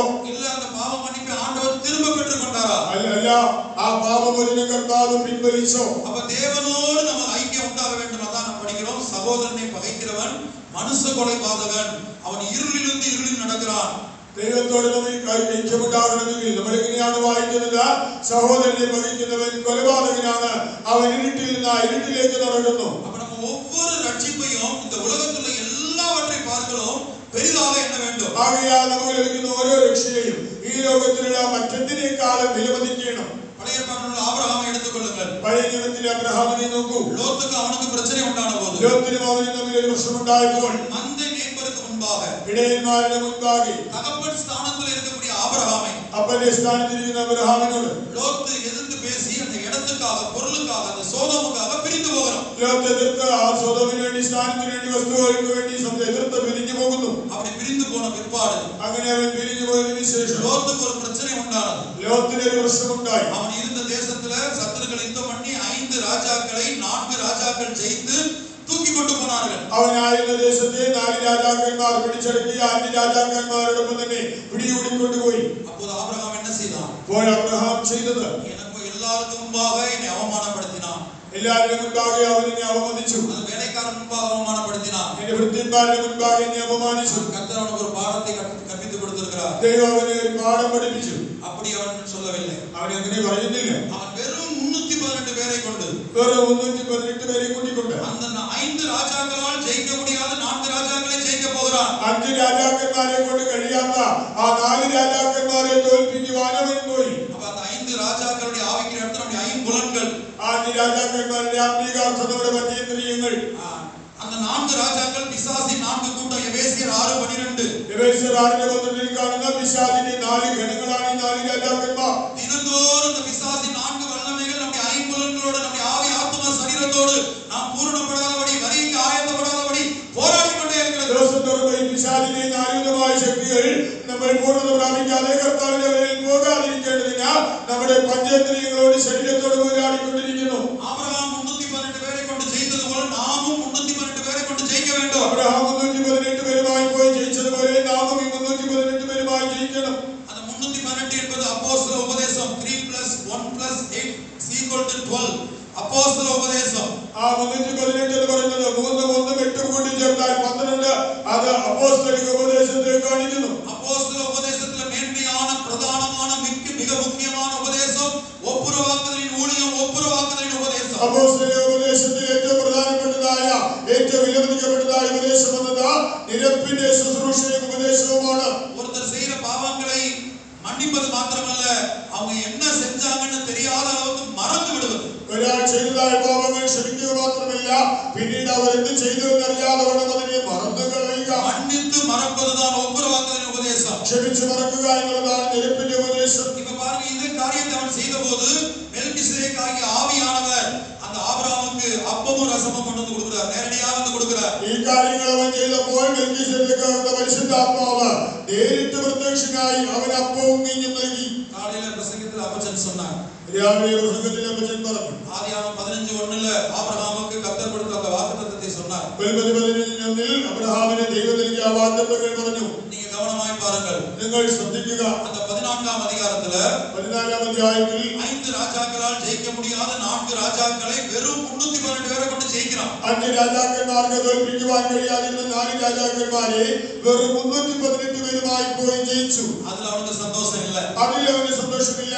இரண்டாவது மெல்கிசேதேக் என்கிற ஆவியானவர் மனித ரூபத்துல கீழே வந்து அவனுக்கு அப்பமும் ரசமும் கொடுக்கிறார். രണ്ടാമതായി മെൽകിസേദെക്കാവുന്ന പരിശുദ്ധാത്മാവ് മനുഷ്യരൂപത്തിൽ വന്ന അവന് അപ്പവും വീഞ്ഞും നൽകി. அது ஆவியானவர் என்று எபிரேயர் 7ஆம் அதிகாரத்தில் அந்த அதிகாரம் முழுவதும் விளக்கி எழுதப்பட்டிருக்கிறது. ஆபிரகாமுக்கு அப்பம் ரசம் கொடுத்ததை பற்றி. അബ്രഹാമിന് അപ്പവും വീഞ്ഞും നൽകിയത് പരിശുദ്ധാത്മാവാണെന്ന് എബ്രായ ലേഖനം 7ആം അധ്യായത്തിൽ വിശദമായി പറഞ്ഞിട്ടുണ്ട്. அடுத்தபடியாக ஆவியானவர் அதை செய்தார். மூன்றாவது கர்த்தர் பேசுறார், நீ பயப்படாதே, நான் உனக்கு கேடகமும் மகா பெரிய பலனுமாய் இருக்கிறேன். പരിശുദ്ധാത്മാവിനെ പറഞ്ഞിട്ട് അടുത്തതായിട്ട് ദൈവം അവനോട് പറയുകയാണ്, നീ ഭയപ്പെടേണ്ട, ഞാൻ നിന്റെ പരിധിയും അതിമഹത്തായ പ്രതിഫലവുമാകുന്നു. ஒருவேளை இந்த மூணுல ஒரு காரியம் என் வாழ்க்கையில் நடந்திருந்தா நான் ஒரு 10 வருஷம் அல்லது 50 வருஷமா சந்தோஷத்துல திருப்தியில இருந்திருப்பேன். அதுவே எனக்கு போதும். ഇതിൽ ഈ 3 കാര്യങ്ങളിൽ ഒന്നെങ്കിലും എന്റെ ജീവിതത്തിൽ നടന്നാൽ 10 അല്ല 50 ആണ്ടുകൾ ഞാൻ അതിൽ തൃപ്തനായി ജീവിക്കും. കാരണം എനിക്കത് മതി. போற இடங்கள்ல அதையே சாட்சியா சொல்லிட்டு இருப்பேன். ഞാൻ ചെല്ലുന്നിടത്തെല്ലാം അത് സാക്ഷ്യമായി പറയും. ஆனால் ஆபிரகாம் இந்த மூன்றுமே விஷயம். എന്നാൽ അബ്രഹാമിന് 3 വലിയ കാര്യമില്ല. இந்த மூன்றுமே அவனுக்கு விஷயம் இல்ல. 3 അവൻ ഗണ്യമാക്കുന്നില്ല. ஜெயமெடுத்தது விஷயம் இல்ல. ജയിച്ചത് വിഷയമല്ല. ஆவியானவரை பார்த்தது விஷயம் இல்ல. പരിശുദ്ധാത്മാവിനെ കണ്ടത് വലിയ കാര്യമില്ല. கர்த்தருடைய சத்தத்தை கேட்கிறான், பயப்படாதே, நான் உனக்கு கேடகமும் மகா பெரிய பலனுமாய் இருக்கிறேன். ഭയപ്പെടേണ്ട, ഞാൻ നിന്റെ പരിധിയും അതിമഹത്തായ പ്രതിഫലം എന്നുള്ള ദൈവശബ്ദം കേട്ടു. இதை கேட்டு அவன் திருப்தி ஆகல. ഈ കേട്ടതിന് തൃപ്തനായില്ല. ஆண்டவர்ட்ட அவன் சொல்றான், தேவரீர் அடியேனுக்கு என்ன தருவீர், நானோ பிள்ளை இல்லாமல் இருக்கிறேனே. ഞാൻ ദൈവത്തോട് ചോദിക്കാൻ, യഹോവയായ കർത്താവേ, നീ അടിയന് എന്ത് തരും? ഞാൻ മക്കളില്ലാത്തവനല്ലോ. இது போல அருமையான தேவனுடைய பிள்ளையே, இந்த உலகத்துல உனக்கு என்ன இருந்தாலும், கர்த்தர் உனக்கு என்ன பேசினாலும், உலகத்துல என்ன கொடுத்தாலும் நாம் தவிக்க வேண்டும். தேவரீர் அடியனுக்கு என்ன தருவீர், நானோ பிள்ளை இல்லாமல் இருக்கிறேனே. ஜெயஜீவன் என்கிற ஆண் பிள்ளை, கிறிஸ்துவின் தாழ்மை இல்லாமல் இருக்கிறேனே. ദൈവം നമ്മുടെ ജീവിതത്തിൽ എന്തെല്ലാം നൽകിയാലും നമ്മൾ ദൈവത്തോട് പറയണം, കർത്താവേ, ഞാൻ മക്കളില്ലാത്തവനായിരിക്കുന്നു, ജയമില്ലാത്തവനായിരിക്കുന്നു, ഞാൻ ക്രിസ്തുവിന്റെ താഴ്മയില്ലാത്തവനായിരിക്കുന്നു. எப்போது நீர் உம்மை போல என்னை மாற்றுவீர், എന്നെ എപ്പോൾ അങ്ങേ പോലെയാകും. உம்முடைய திவ்ய சுபாவங்களுக்கு பங்குள்ளவனாக நான் எப்போதும் மாறுவேன். ഞാൻ എപ്പോൾ അങ്ങയുടെ ദിവ്യ സ്വഭാവങ്ങളിൽ പങ്കാളിയായി തീരും. பாருங்க, தேவரீர் அடியனுக்கு என்ன தருவீர். ദൈവമേ, നീ അടിയന് എന്ത് തരും? நீங்க நடந்துள்ள வசனங்களை படித்து பார்த்தீங்கன்னா அப்படி எழுதப்பட்டிருக்கும். തുടർന്നുള്ള വാക്യങ്ങൾ വായിച്ചാൽ അവിടെ എഴുതിയിരിക്കുന്നത് കാണാം. நானோ பிள்ளை இல்லாமல் இருக்கிறேன், ഞാനോ മക്കളില്ലാത്തവനെത്രേ. ஒவ்வொரு நாளும் தவிப்பு, ഓരോ നാളും ഞരക്കം, ஒவ்வொரு நாளும் தேவ சமூகத்திலே புலம்புகிற அனுபவம். ഓരോ നാളും ദൈവസന്നിധിയിൽ നിലവിളിക്കുന്ന അനുഭവം. கர்த்தருடைய பரிசுத்த நாமம் உண்டாகட்டும். ദൈവത്തിന്റെ വിശുദ്ധനാമത്തിന് മഹത്വം. இப்போது நாம் எசேக்கியேல் 38ஆம் அதிகாரத்துக்கு வரும்போது എസ്കേൽ 38ആം അധ്യായത്തിൽ വരുമ്പോൾ சில தீர்க்கதரிசன வசனங்களுடைய நிறைவேறுதலை நாம் பார்ப்போம். ചില പ്രവചനങ്ങളുടെ സാക്ഷാത്കാരം കാണാം. அப்ப எசேக்கியேல் 7ஆம் அதிகாரத்துல இஸ்ரவேல் தேசத்தின் மேல முடிவு வருகிறது. എസ്കേൽ 7 വായിക്കുമ്പോൾ ഇസ്രായേലിലെ അവസാനം വരുന്നു. அப்ப அந்த முடிவு தேசத்தின் 4 முனைகளிலிருந்து வருகிறது. இப்ப கர்த்தருடைய வார்த்தையின்படி, கர்த்தருடைய தீர்க்கதரிசனத்தின்படி இஸ்ரவேலுக்கு அந்த முடிவு, அந்த 4 முனைகளிலிருந்து பல்வேறு விதமான தாக்குதல், பல நாடுகளின் தாக்குதல் இப்போது நடந்து கொண்டிருக்கிறது. 4 ഭാഗത്തിൽ നിന്ന് അവസാനം വരുന്നെന്ന് പറയുമ്പോൾ ദൈവവചനത്തിന്റെ നിവൃത്തിയായിട്ട് ഇസ്രായേലിനെ 4 ദിക്കിൽ നിന്നും ആക്രമണം വന്നുകൊണ്ടേയിരിക്കുന്നു. அப்ப மறுபடியும் கர்த்தர் சொல்லுவது, இந்த யுத்தத்தை நிறுத்தும்படியாக நாம் ஜெபிக்க வேண்டியதில்லை. ஆண்டவரே, எப்படியாயினும் உம்மை போல மாற்றினுடைய வருகைக்கு எங்களை ஆயத்தப்படுத்தும். ആകയാൽ ദൈവം പറയുന്നത്, യുദ്ധങ്ങളെ നിർത്തൽ ചെയ്യുവാനില്ല കർത്താവേ, എങ്ങനെയെങ്കിലും ഞങ്ങളെ നിന്റെ വരവിനായി ഒരുക്കണമെന്നാണ് പ്രാർത്ഥിക്കേണ്ടത്. ஏன்னா நம்ம ஜெபிக்கிற ஜெபம், நம்ம எவ்வளவுதான் ஆவிக்குரியவங்களா இருந்தாலும் எப்படி ஜெபிக்கணும் என்று நமக்கு தெரியாது. നമ്മൾ എത്ര ആത്മീയരായിരുന്നാലും എങ്ങനെ പ്രാർത്ഥിക്കണമെന്ന് നമുക്ക് അറിയില്ല പോലും. இப்ப நான் எத்தனை வருஷம் ஊழியம் பண்ணாலும் எப்படி தேவனுடைய மனதை அறிஞ்சு ஜெபிக்கணும்ங்கிறது எனக்கு தெரியாது. ഞാൻ എത്ര ആണ്ടുകാലം ശുശ്രൂഷ ചെയ്താലും ദൈവത്തിന്റെ മനസ്സറിഞ്ഞ് എങ്ങനെ പ്രാർത്ഥിക്കണമെന്ന് എനിക്കറിയില്ല. இதை நான் சொல்லவில்லை. ரோமர் 8:26-27ல நாம் ஏற்றபடி வேண்டிக் கொள்ள வேண்டியது இன்னதென்று அறியாமல் இருக்கிறபடியால், ഇത് എന്റെ വാക്കുകളില്ല. റോമാലേഖനം 8:26-27 നാം പ്രാർത്ഥിക്കേണ്ടത് ഇന്ന വിധമെന്ന് നാം അറിയാത്തത് കൊണ്ട് ஆவியானவர் தாமே வாக்கு கிடந்த பெருமூச்சுகளோடு நமக்காக வேண்டுதல் செய்கிறார். ആത്മാവ് തന്നെ ഉച്ചരിച്ചുകൂടാത്ത നിരക്കുകളാ ദൈവത്തിന്റെ പ്രകാരം നമുക്ക് വേണ്ടി പക്ഷപാതം ചെയ്യുന്നു. அடுத்த வசனத்தில் ஆவியானவர் தேவனுடைய சித்தத்தின்படி பரிசுத்தவான்களுக்காக வேண்டுதல் செய்கிறார். ആത്മാവ് ദൈവത്തിന്റെ പ്രകാരം വിശുദ്ധന്മാർക്ക് വേണ്ടി പക്ഷപാതം ചെയ്യുന്നു. பாருங்க, ஒரு பெரிய அப்போஸ்தலன் பவுல், ഒരു ശ്രേഷ്ഠ അപ്പോസ്തലനാണ് പൗലോസ്. அவருக்கே எப்படி ஜெபிக்கணும்னு தெரியல. തനിക്ക് പോലും പ്രാർത്ഥിക്കേണ്ടതിന്റെ വിധമൊന്നും അറിയില്ല. அவருடைய மாம்சத்தில் ஒரு முள் கொடுக்கப்பட்டிருந்தது. തന്റെ ജഡത്തിൽ ഒരു ശൂലം നൽകപ്പെട്ടു. அப்ப அவர் என்ன சொல்லி ஜெபித்தார்? தன்னை விட்டு நீங்கும்படி 3 முறை கர்த்தரிடத்தில் வேண்டிக் கொண்டார். തന്നെ വിട്ട് നീങ്ങേണ്ടതിന് താൻ 3 പ്രാവശ്യം ദൈവത്തോട് അപേക്ഷിച്ചെന്നാണ് പറയുന്നത്. முதல் முறை ஜெபித்தார், ഒന്നാമത് പ്രാർത്ഥിച്ചു, பதில் இல்ல, விடுதலை இல்ல. മറുപടിയില്ല, വിടുതലില്ല. இரண்டாம் முறை ஜெபித்தார், பதில் இல்ல, விடுதலை இல்ல. രണ്ടാം പ്രാവശ്യം പ്രാർത്ഥിച്ചിട്ട് മറുപടിയോ വിടുതലോ കിട്ടിയില്ല. மூன்றாம் முறை ஜெபித்தார், பதில் மட்டும் இருந்தது. മൂന്നാം പ്രാവശ്യം പ്രാർത്ഥിച്ചപ്പോൾ മറുപടി മാത്രം. அந்த மாம்சத்தில் உள்ள முள்ளை எடுத்து போடுவேன் அவர் சொல்லல. ജഡത്തിലെ ശൂലം നീക്കാമെന്ന് ദൈവം പറഞ്ഞില്ല. என் கிருபை உனக்கு போதும், എന്റെ കൃപ നിനക്ക് മതി, பலவீனத்திலே என் பலன் பூரணமாய் விளங்கும். എന്റെ ശക്തി ബലഹീനതയിൽ തികഞ്ഞു വരുന്നു. ஆகவே தான் ஒரு தேவனுடைய பிள்ளை தேவனை நோக்கி எப்படி ஜெபிக்க வேண்டும் என்பதை ஆவியானவருக்கு காத்திருந்து ஆவியானவரை ஜெபிக்க வைக்க வேண்டும். ആകയാൽ ദൈവവൈദ്യൻ എങ്ങനെ പ്രാർത്ഥിക്കണമെന്ന് പരിശുദ്ധാത്മാവിനായി കാത്തിരുന്ന പരിശുദ്ധാത്മാവിനെ കൊണ്ട് പ്രാർത്ഥിപ്പിക്കുകയാണ്. இயேசு சொல்றார் பாருங்க, യേശു പറയുന്നത് നോക്കൂ. பிரதான ஆசாரியனுடைய வேலைக்காரனுடைய ஒருத்தருடைய காதை பேதுரு வெட்டின போது മഹാപുരോഹിതന്റെ വൃത്യന്റെ കാത് പത്രോസ് അറുത്തപ്പോൾ இயேசு விதமாய் சொல்லுகிறார், യേശു ഇങ്ങനെയാണ് പറയുന്നത്, நான் இப்போது என் பிதாவை நோக்கி வேண்டிக் கொண்டார். ഞാൻ എന്റെ പിതാവിനോട് ഇപ്പോൾ പ്രാർത്ഥിച്ചാൽ. சிலுவை பாதைக்கு போறார், ആ ക്രൂശിന്റെ പാതയിൽ പോകുന്നു. இப்போது நான் என் பிதாவை நோக்கி ஆண்டவரே இந்த சிலுவை பாதையில் என்னை விடுதலையாகும் என்று ஜெபித்தால், കർത്താവേ ക്രൂശിന്റെ മാർഗ്ഗത്തിൽ നിന്നെ വിടുവിക്കണമെന്ന് പിതാവിനോട് പ്രാർത്ഥിച്ചാൽ 12 லேகியோனுக்கு அதிகமான தூதரை அனுப்ப மாட்டார் என்று நினைக்கிறாயா? 12 ലെജിയോനിലും അധികം ദൂതന്മാരെ അയക്കില്ല എന്നാണോ കരുതുന്നത്? நான் சொல்றது தூதன் வர வேண்டிய அவசியமே இல்லை. ഞാൻ പറയുന്നത് ദൂതന്മാർ വരേണ്ട ആവശ്യം പോലുമില്ല. இயேசுவை கைது செய்ய வந்தபோது യേശുവിനെ അവർ പിടികൂടാൻ വന്നപ്പോൾ யாரை தேடுகிறீர்கள் என்று கேட்டார். നിങ്ങൾ ആരെ തിരയുന്നെന്ന് ചോദിച്ചപ്പോൾ இயேசுவை தேடுறோம்னு சொன்னபோது ഞങ്ങൾ യേശുവിനെ അന്വേഷിക്കുന്നവർ പറഞ്ഞു, நான் தான் சொன்னேன், நான் தான். ഞാൻ ആകുന്നെന്ന് പറഞ്ഞു. நீங்க படித்து பாருங்க, அவர்கள் பின்னிட்டு போய் விழுந்தார்கள். അവർ പുറകോട്ട് പോയി മലർന്നു വീണു എന്ന് അവിടെ വായിച്ചാൽ ஒரு வார்த்தை நான் தான் சொன்னதுக்கு பின்னிட்டு போய் விழுந்தான். ഞാൻ തന്നെ ഒരു വാക്ക് പറഞ്ഞപ്പോൾ അവർ പുറകോട്ട് മലർന്നു വീണു. அப்ப இங்க இயேசு என்ன சொல்கிறார்? நான் இப்படி ஜெபித்தால் 12 லேகியோனுக்கு அதிகமான தூதரை அனுப்ப மாட்டார் என்று நினைக்கிறாயா? അപ്പോൾ യേശുവിനെയാണ് ഞാൻ ഇങ്ങനെ അപേക്ഷിച്ചാൽ 12 ലെജിയോനിലും അധികം ദൂതന്മാരെ ദൈവം അയക്കില്ലെന്ന് കരുതുന്നു. அப்ப நான் அப்படி ஜெபிக்க மாட்டேன். പക്ഷേ ഞാൻ പ്രാർത്ഥിക്കില്ല. அப்படி நான் ஜெபித்தால் ഞാൻ ഇങ്ങനെ പ്രാർത്ഥിച്ചാൽ இவ்விதமாய் சம்பவிக்க வேண்டும் என்று எழுதப்பட்டவைகள் எப்படி நிறைவேறும்? എങ്ങനെ സംഭവിക്കണമെന്നുള്ള തിരുവഴുത്തുകൾക്ക് അങ്ങനെ നിവർത്തിയുണ്ടാകും.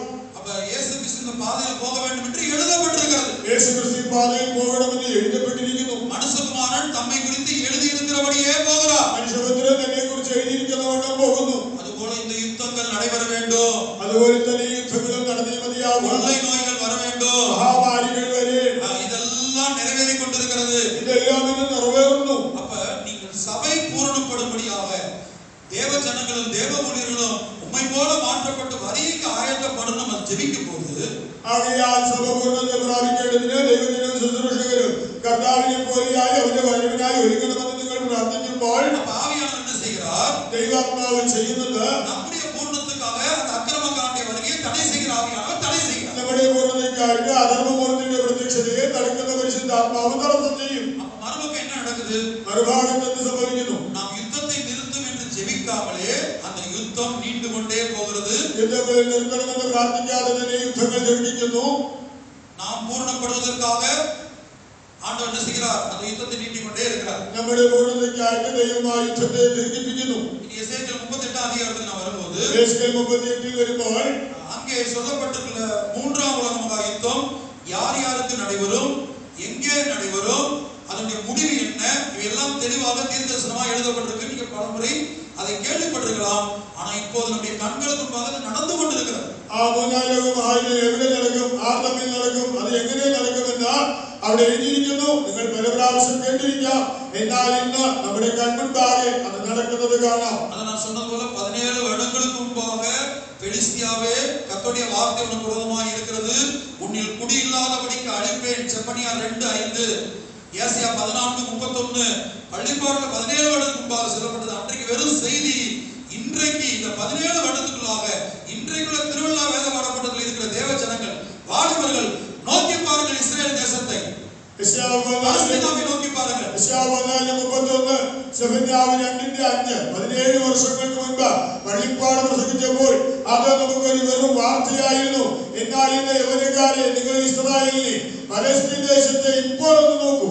இப்ப யோசித்து பாருங்க, பலஸ்தீனா தேசத்தை விட்டு அங்கு உள்ள ஜனங்கள், அங்கே குடியிருக்கிற குடிமக்கள் அந்த தேசத்துல குடியிருக்க முடியாதபடிக்கு விலகி ஜனங்கள் மறைந்து போனாங்க.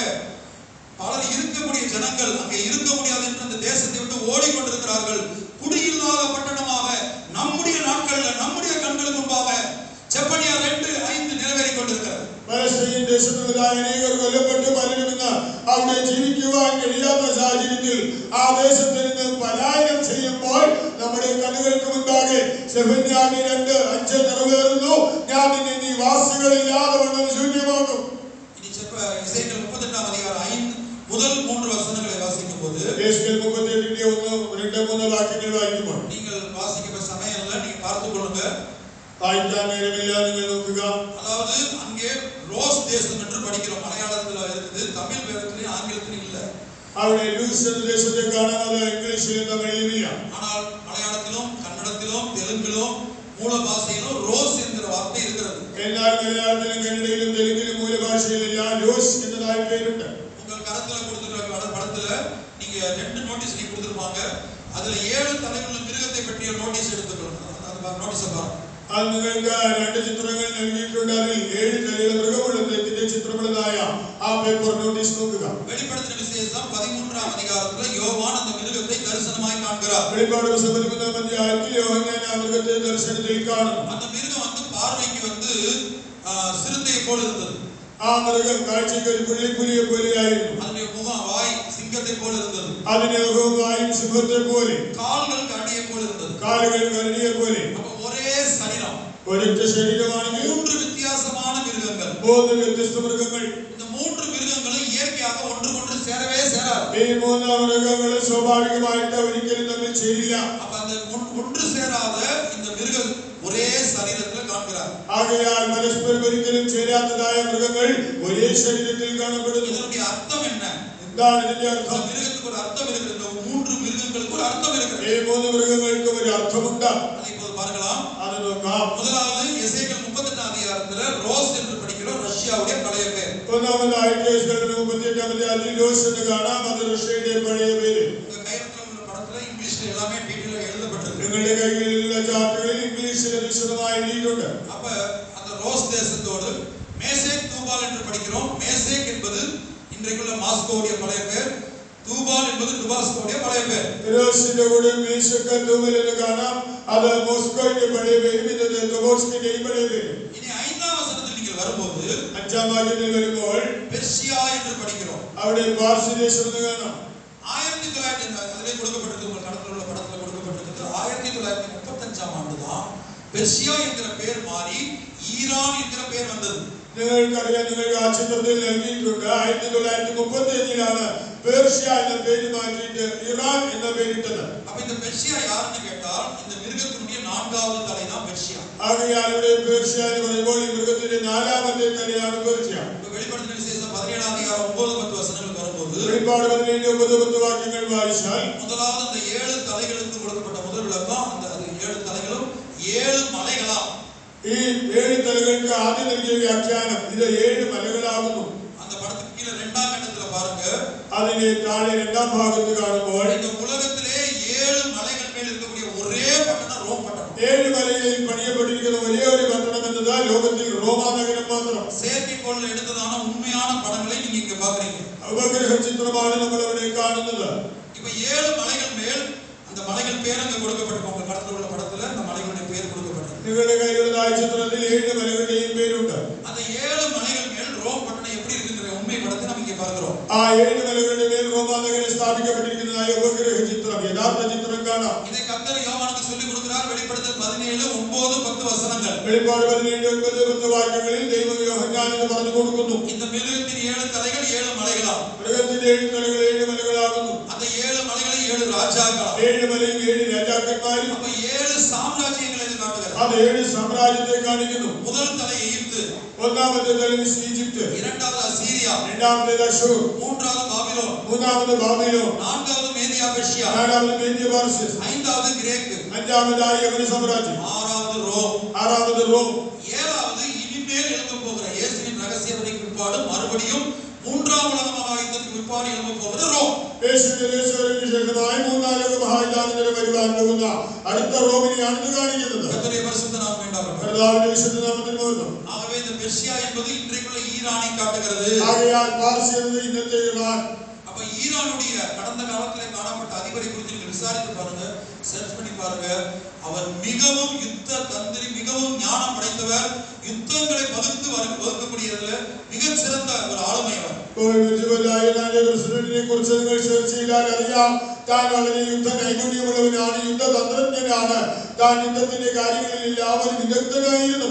அப்ப இஸ்ரேல் மேல் ஈரான் ஒரு தாக்குதலை நடத்தும்படியாக ஒரு பிளான் வகுத்துக் கொண்டிருந்தார். ഇസ്രായേലിന്റെ മേൽ ഒരു ആക്രമണത്തിനായിട്ട് താൻ ഒരു പദ്ധതി ആസൂത്രണം ചെയ്തുകൊണ്ടിരുന്നു. அதை அறிவித்திருந்தார்.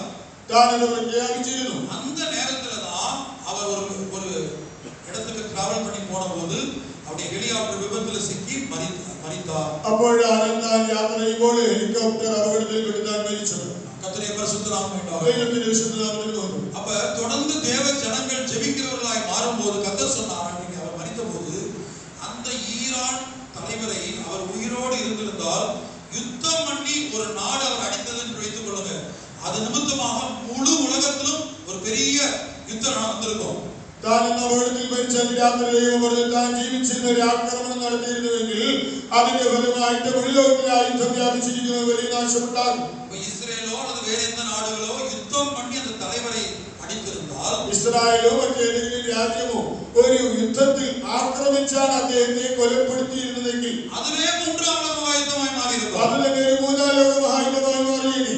கர்த்தர் சொன்னார், சபை பூரணப்படும்படியாக, என் ஜனங்கள், என் ஊழியர்கள் பூரணப்படும்படியாக அவர் மரிக்கும்படியாக, விபத்திலே மரிக்கும்படியாக தேவன் அனுமதித்தார். ആകയാൽ സഭ പൂർണ്ണപ്പെടേണ്ടതിന്, ദൈവത്തിന്റെ ജനം പൂർണ്ണത പ്രാപിക്കേണ്ടതിന് ദൈവം തന്നെ ഒരു അപകടത്തിൽപ്പെട്ട് മരിക്കുവാൻ അനുവദിച്ചു. இல்லாவிட்டால் எப்போதே இந்த யுத்தம் பெரிதாக மாறி இருக்கும். അല്ലെങ്കിൽ എന്നെ ഈ യുദ്ധം പൊട്ടി പുറപ്പെട്ടേനെ. ஆகவே இந்த யுத்தத்தை தேவன் தள்ளி போடுகிறார். ആകയാൽ ദൈവം ഈ യുദ്ധത്തെ നീക്കി വയ്ക്കുന്നു. 2 தெசலோனிக்கேயரில் எழுதப்பட்டபடி தடை செய்கிறவர் அந்த அக்கிரமக்காரனுடைய வருகையை தடை செய்து கொண்டிருக்கிறார். 2 തെസ്സലോനിക്കയിൽ കാണുന്നത് പോലെ തടുക്കുന്നവൻ അധർമ്മമൂർത്തിയുടെ പ്രത്യക്ഷതയെ തടുത്തുകൊണ്ടിരിക്കുന്നു. அதற்கு ஒரே காரணம், இங்கே உள்ள ஒரு வாலிப சகோதரனோ சகோதரியை சிந்திக்க வேண்டியது, உரிமை பாராட்ட வேண்டியது, கிளைம் பண்ண வேண்டியது, ஒவ்வொரு ஊழியரும் கிளைம் பண்ண வேண்டியது, எனக்காக நான் இயேசுவை போல மாறுவதற்காக ஆண்டவர் இந்த யுத்தத்தை நீட்டித்துக் கொண்டு போகிறார். അതിന്റെ കാരണം ഇവിടെയുള്ളതായ ഓരോ ദൈവവൈദ്യരും ഓരോ യൗവനക്കാരും അവകാശത്തോടെ പറയേണ്ടത്, ഞാൻ ഈ പൂർണ്ണത പ്രാപിക്കേണ്ടതിന് കർത്താവ് ഞാൻ നിമിത്തമാണ് ഈ യുദ്ധത്തെ നീട്ടിക്കൊണ്ടുപോകുന്നത്. ஒருவேளை உலக தலைவர்கள் சொல்வது போல மூன்றாம் உலக மகா யுத்தமாய் மாறி மாறுமானால் தீர்க்கதரிசனத்தின்படி இயேசு அதற்கு முன்பாக வருவார். ഒരുപക്ഷേ ലോകത്തിലെ നേതാക്കന്മാർ പറയുന്നത് പോലെ ഇതൊരു മൂന്നാം ലോക മഹായുദ്ധമായി മാറിക്കഴിഞ്ഞെങ്കിൽ യേശു അതിനു മുമ്പേ വന്നിരിക്കും. இப்ப சில வேளை எழுச்சிக்காக சொல்லலாம், இயேசு வந்து நம்ம போயிடலாம், நமக்குள்ள இருக்கிற ஆவியான நம்மை கொண்டு வருவார், எழுச்சிக்காக சொல்லலாம். നമ്മളൊരു വൈകാരിക ആവേശത്തിന്റെ പുറത്ത് യേശു വരുമ്പോൾ നമ്മൾ പോകും, പരിശുദ്ധാത്മാവിനെ കൊണ്ടുപോകുമെന്ന് ഒരു ആവേശം തള്ളിച്ചെങ്കിൽ നമ്മൾ പറഞ്ഞേക്കാം. 12 ஊழியக்காரங்க, இப்ப நீங்க எடுத்த வசனத்துல இதோ சீக்கிரமாய் வருகிறேன், வருகை பற்றி வசனம் சொல்லிட்டு அடுத்தவர் தன்னை என்ன இன்ட்ரோடியூஸ் பண்றாருன்னா, நான் அல்பாவும் ஒமேகாவுமாய் இருக்கிறேன். ഇതാ ഞാൻ വേഗം വരുമെന്ന് പറഞ്ഞിട്ട് അടുത്തതായിട്ട് കർത്താവ് പറയുന്നത്, ഞാൻ അൽഫയും ഒമേഗയും ആകുന്നു. அப்ப அல்பா என்பது ஆதியாய் இருக்கிற உன்னுடைய ஜீவியத்துல உன் விசுவாசத்தை துவக்கினவர், உன்னில் நற்கிரியையை துவக்கினவர் நானே இயேசுவே. അൽഫ എന്ന് പറയുമ്പോൾ അവൻ ആദ്യനാകുന്നു, നിന്റെ ജീവിതത്തിൽ നല്ല പ്രവൃത്തി ആരംഭിച്ചവൻ, നിന്റെ വിശ്വാസത്തിന്റെ നായകൻ, അത് യേശുവാണ്. அதான் எபிரேயர் 12:1 படிக்கிறோம். എബ്രായർ 12:1 വായിക്കുന്നു, விசுவாசத்தை துவக்கிறவரும் முடிக்கிறவருமாய் இருக்கிற இயேசுவை நோக்கி நமக்கு நியமித்திருக்கிற ஓட்டத்தில் பொறுமையோடு ஓடக்கடவோம். നാം നമ്മുടെ മുന്നിൽ വെച്ചിരിക്കുന്ന ഓട്ടം സ്ഥിരതയോടെ ഓടുക, നമ്മുടെ വിശ്വാസത്തിന്റെ നായകനും പൂർത്തി വരുത്തുന്നവനുമായ യേശുവിനെ നോക്കുക. 7 விதமான ரட்சிப்பு அடைந்தே ஆக வேண்டும், கிறிஸ்துவின் 4 பூர்ணங்களை அடைந்தே ஆக வேண்டும், தோற்றத்திலும் சுபாவத்திலும் இயேசுவை போல மாறியே ஆக வேண்டும். வருகைக்கு போகணும்னா, ராஜ்யத்துக்கு போகணும், നാം യേശുവിൽ പോകണമെങ്കിൽ 7 വിധമായ പൂർണ്ണത പ്രാപിച്ച് 7 വിധമായ രക്ഷ പ്രാപിച്ചേ മതിയാകൂ. 4 വിധമായ പൂർണ്ണത പ്രാപിച്ചേ മതിയാകൂ. രൂപത്തിലും ഭാവത്തിലും അവനോട് സദൃശരായേ മതിയാകൂ. அப்ப இது எங்கே கிடைக்கும்? இது எവിടെ லഭിക്കും? இது எங்கே பெற்றுக்கொள்வது? இது எവിടെ சென்று പ്രാപിക്കും? எப்படி கிடைக்கும்? എങ്ങനെ ലഭിക്കും? ஆண்டவருடைய பாதத்துல மரியாள் விழுந்து கிடந்தது போல മറിയയെ പോലെ യേശുവിന്റെ കാൽക്കൽ വീണ് കിടക്കുന്നതിനാൽ அதுக்கு நான் கொர்நேலிய உதாரணம் சொன்னேன். ஒரு புறஜாதி மனிதன், மெய்யான தேவன் யாருன்னே தெரியாது, ஆனால் எப்போதும் குடும்பத்தார் வீட்டார் அனைவரோடும் ஜெபித்துக் கொண்டிருந்தான்.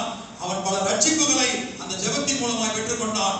மெய்யான அப்போஸ்தல ஐக்கியத்தை பெற்றுக்கொண்டான். അതുകൊണ്ടാണ് കൊർന്നേലിയസിന് ഉദാഹരണമായി പറഞ്ഞത്, ഏകസത്യ ദൈവത്തെ അറിയാത്ത വിജാതിയെ അവനെ സദാ പ്രാർത്ഥിച്ചതുകൊണ്ട്, സർവ്വഗൃഹത്തോടും പ്രാർത്ഥിച്ചതുകൊണ്ട് പലവിധമായ രക്ഷ പ്രാപിച്ചു.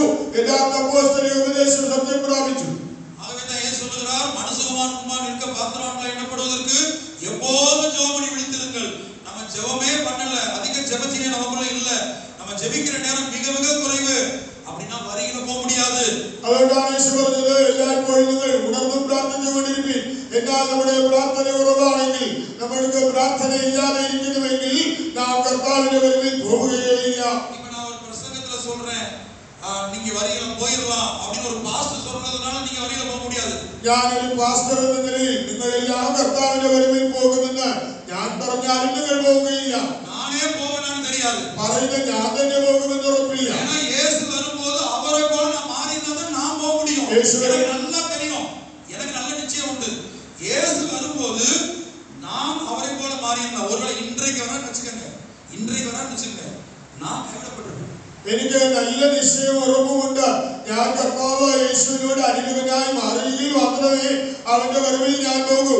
എന്നാൽ ഇന്ന് യേശു വരികയാണെന്നിരിക്കട്ടെ, ഞാൻ കൈവിടപ്പെട്ടു പോകും. டிபிஎம்ல பாஸ்டர் ஆகிறதுனால நான் போக முடியாது. ടിപിഎമ്മിലെ ഒരു പാസ്റ്റർ എന്ന ലേബലിൽ ഞാൻ പോവുകയില്ല. கர்த்தருடைய பரிசுத்த நாமம் உண்டாகட்டும். ദൈവനാമത്തിന് മഹത്വമുണ്ടാകട്ടെ.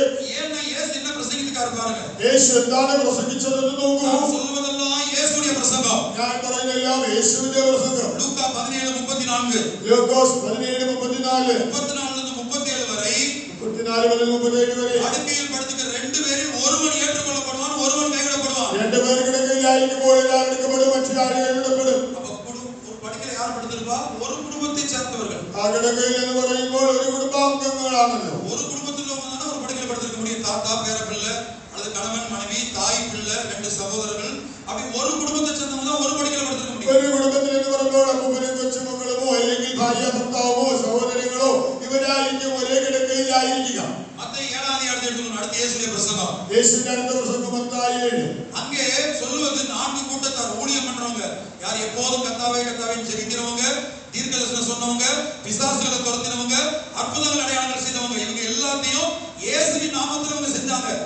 അവിടെ നാലിലെ ശുശ്രൂഷ ചെയ്തവരെ കാണുവാൻ കഴിയും. എപ്പോഴും കർത്താവേ കർത്താവേ എന്ന് വിളിച്ചവർ, ഭൂതങ്ങളെ പുറത്താക്കിയവർ, അത്ഭുതങ്ങൾ ചെയ്തവർ, ഇവരെല്ലാം தீர்க்கதரிசனம் சொன்னவங்க, பிசாசுகளை துரத்தினவங்க, ഭൂതങ്ങളെ പുറത്താക്കിയവർ, പ്രവചിച്ചവർ, அற்புதங்கள் இப்படி 4 காரியங்களை செஞ்சவங்களை பார்த்து இயேசு சொல்றார், அக்கிரம செய்யக்காரரே, நான் உங்களை அறியேன். யாருன்னு எனக்கு தெரியாது. അവരോട് യേശു പറയുന്നത്, അധർമ്മം പ്രവർത്തിക്കുന്നവരെ ഞാൻ നിങ്ങളെ ഒരിക്കലും അറിയുന്നില്ല, നിങ്ങൾ ആരാണെന്ന് എനിക്ക് അറിയില്ല. அந்த இடத்துல படிச்சீங்கன்னா அவங்க யாரு? சிறு கூட்டத்தார் அல்ல, அந்நாளில் அநேகர். അവർ ഒരു ചെറിയ കൂട്ടമായിരിക്കില്ല. ബൈബിൾ അവിടെ വ്യക്തമായി പറയുന്നു, അനേകരാണവർ. അടുത്ത യേശു சொல்றார், அழைக்கப்பட்டவர்கள் அநேகர், தெரிந்து கொள்ளப்பட்டவர்களோ சிலர். യേശുവിനെയും പറയുന്നു, വിളിക്കപ്പെട്ടവർ അനേകർ, തിരഞ്ഞെടുക്കപ്പെട്ടവരോ ചുരുക്കം. கேட்டுக்கு போகிற வாசல் விசாலமாக இருக்கிறது, அதில் பிரவேசிக்கிறவர்கள் அநேகர். ஜீவனுக்குரிய வாசல் இடுக்கமும் வழி நெருக்கமாக இருக்கிறது, அதை கண்டுபிடிக்கிறவர்கள் சிலர். നാശത്തിലേക്ക് പോകുന്ന വാതിൽ വിശാലമായിരിക്കുന്നു, അതിലൂടെ കിടക്കുന്നവർ അനേകരാകുന്നു. ജീവനിലേക്കുള്ള വഴി ഇടുക്കവും ഞെരുക്കവുമാണ്, അത് കണ്ടെത്തുന്നവർ പോലും ചുരുക്കമത്രേ. அப்ப சபை மூன்றாக பிரிகிறது. സഭ മൂന്നായി വിഭജിക്കപ്പെടുന്നു. இன்றைக்குள்ள சபை ரகசியம் வருகிறது. ஒரு கூட்டம் எடுத்துக்கொள்ளப்படுறாங்க, அது சிலர் தான்.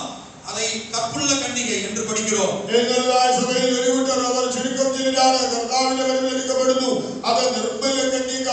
அடுத்த வருகையிலே கைவிடப்பட்டு முதல் 3 வருட உபத்திரவத்தில் அந்திகிறிஸ்து ஆட்சியில ரத்த சாட்சியா மரிக்கிறவங்க புத்தியுள்ள கன்னிகை என்று இயேசு தன்னுடைய பிரசங்கத்திலே சொல்றார். കർത്താവിന്റെ വരവിൽ കൈവിടപ്പെട്ട് എതിർക്രിസ്തുവിന്റെ കാലയളവിൽ രക്തസാക്ഷികളായി മരിക്കുന്നവരെ ബുദ്ധിയുള്ള കന്യക എന്നാണ് യേശു തന്റെ പ്രസംഗത്തിൽ പറയുന്നത്.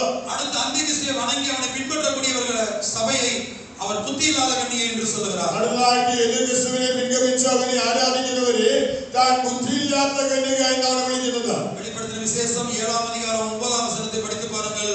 உபத்திர காலத்து இரத்த சாட்சிகளே, அந்த புத்தியுள்ள கன்னிகையின் கூட்டமே ஒருவரும் எண்ணக்கூடாத திரளான கூட்டம் எழுதப்பட்டிருக்கு. വെളിപ്പാട് പുസ്തകം 7-ാം വാക്യത്തിൽ വായിക്കുമ്പോൾ അവിടെ രക്തസാക്ഷികളായി മരിച്ചവർ അല്ലെങ്കിൽ ബുദ്ധിയുള്ള കന്യകയുടെ കൂട്ടം അത് എണ്ണിക്കൂടാത്ത മഹാപുരുഷാരമെന്നാണ്. இப்ப இயேசுவால் தேர்ந்தெடுக்கப்பட்ட 12 அப்போஸ்தலர்களை எடுத்துக்கொள்வோம். യേശു തിരഞ്ഞെടുത്തതായ 12 അപ്പോസ്തലന്മാരെ നോക്കൂ. ஏன்னா பல தேவ ஊழியர்கள் இந்த சத்தியத்திலே இருந்து இந்த சத்தியத்திலே மரித்தால் சீயோனுக்கு போய் விடலாம் என்று எண்ணிக்கொண்டிருக்கிறார்கள். എല്ലാ ദൈവശുശ്രൂഷകരും ഈ സത്യത്തിലായിരുന്നെങ്കിൽ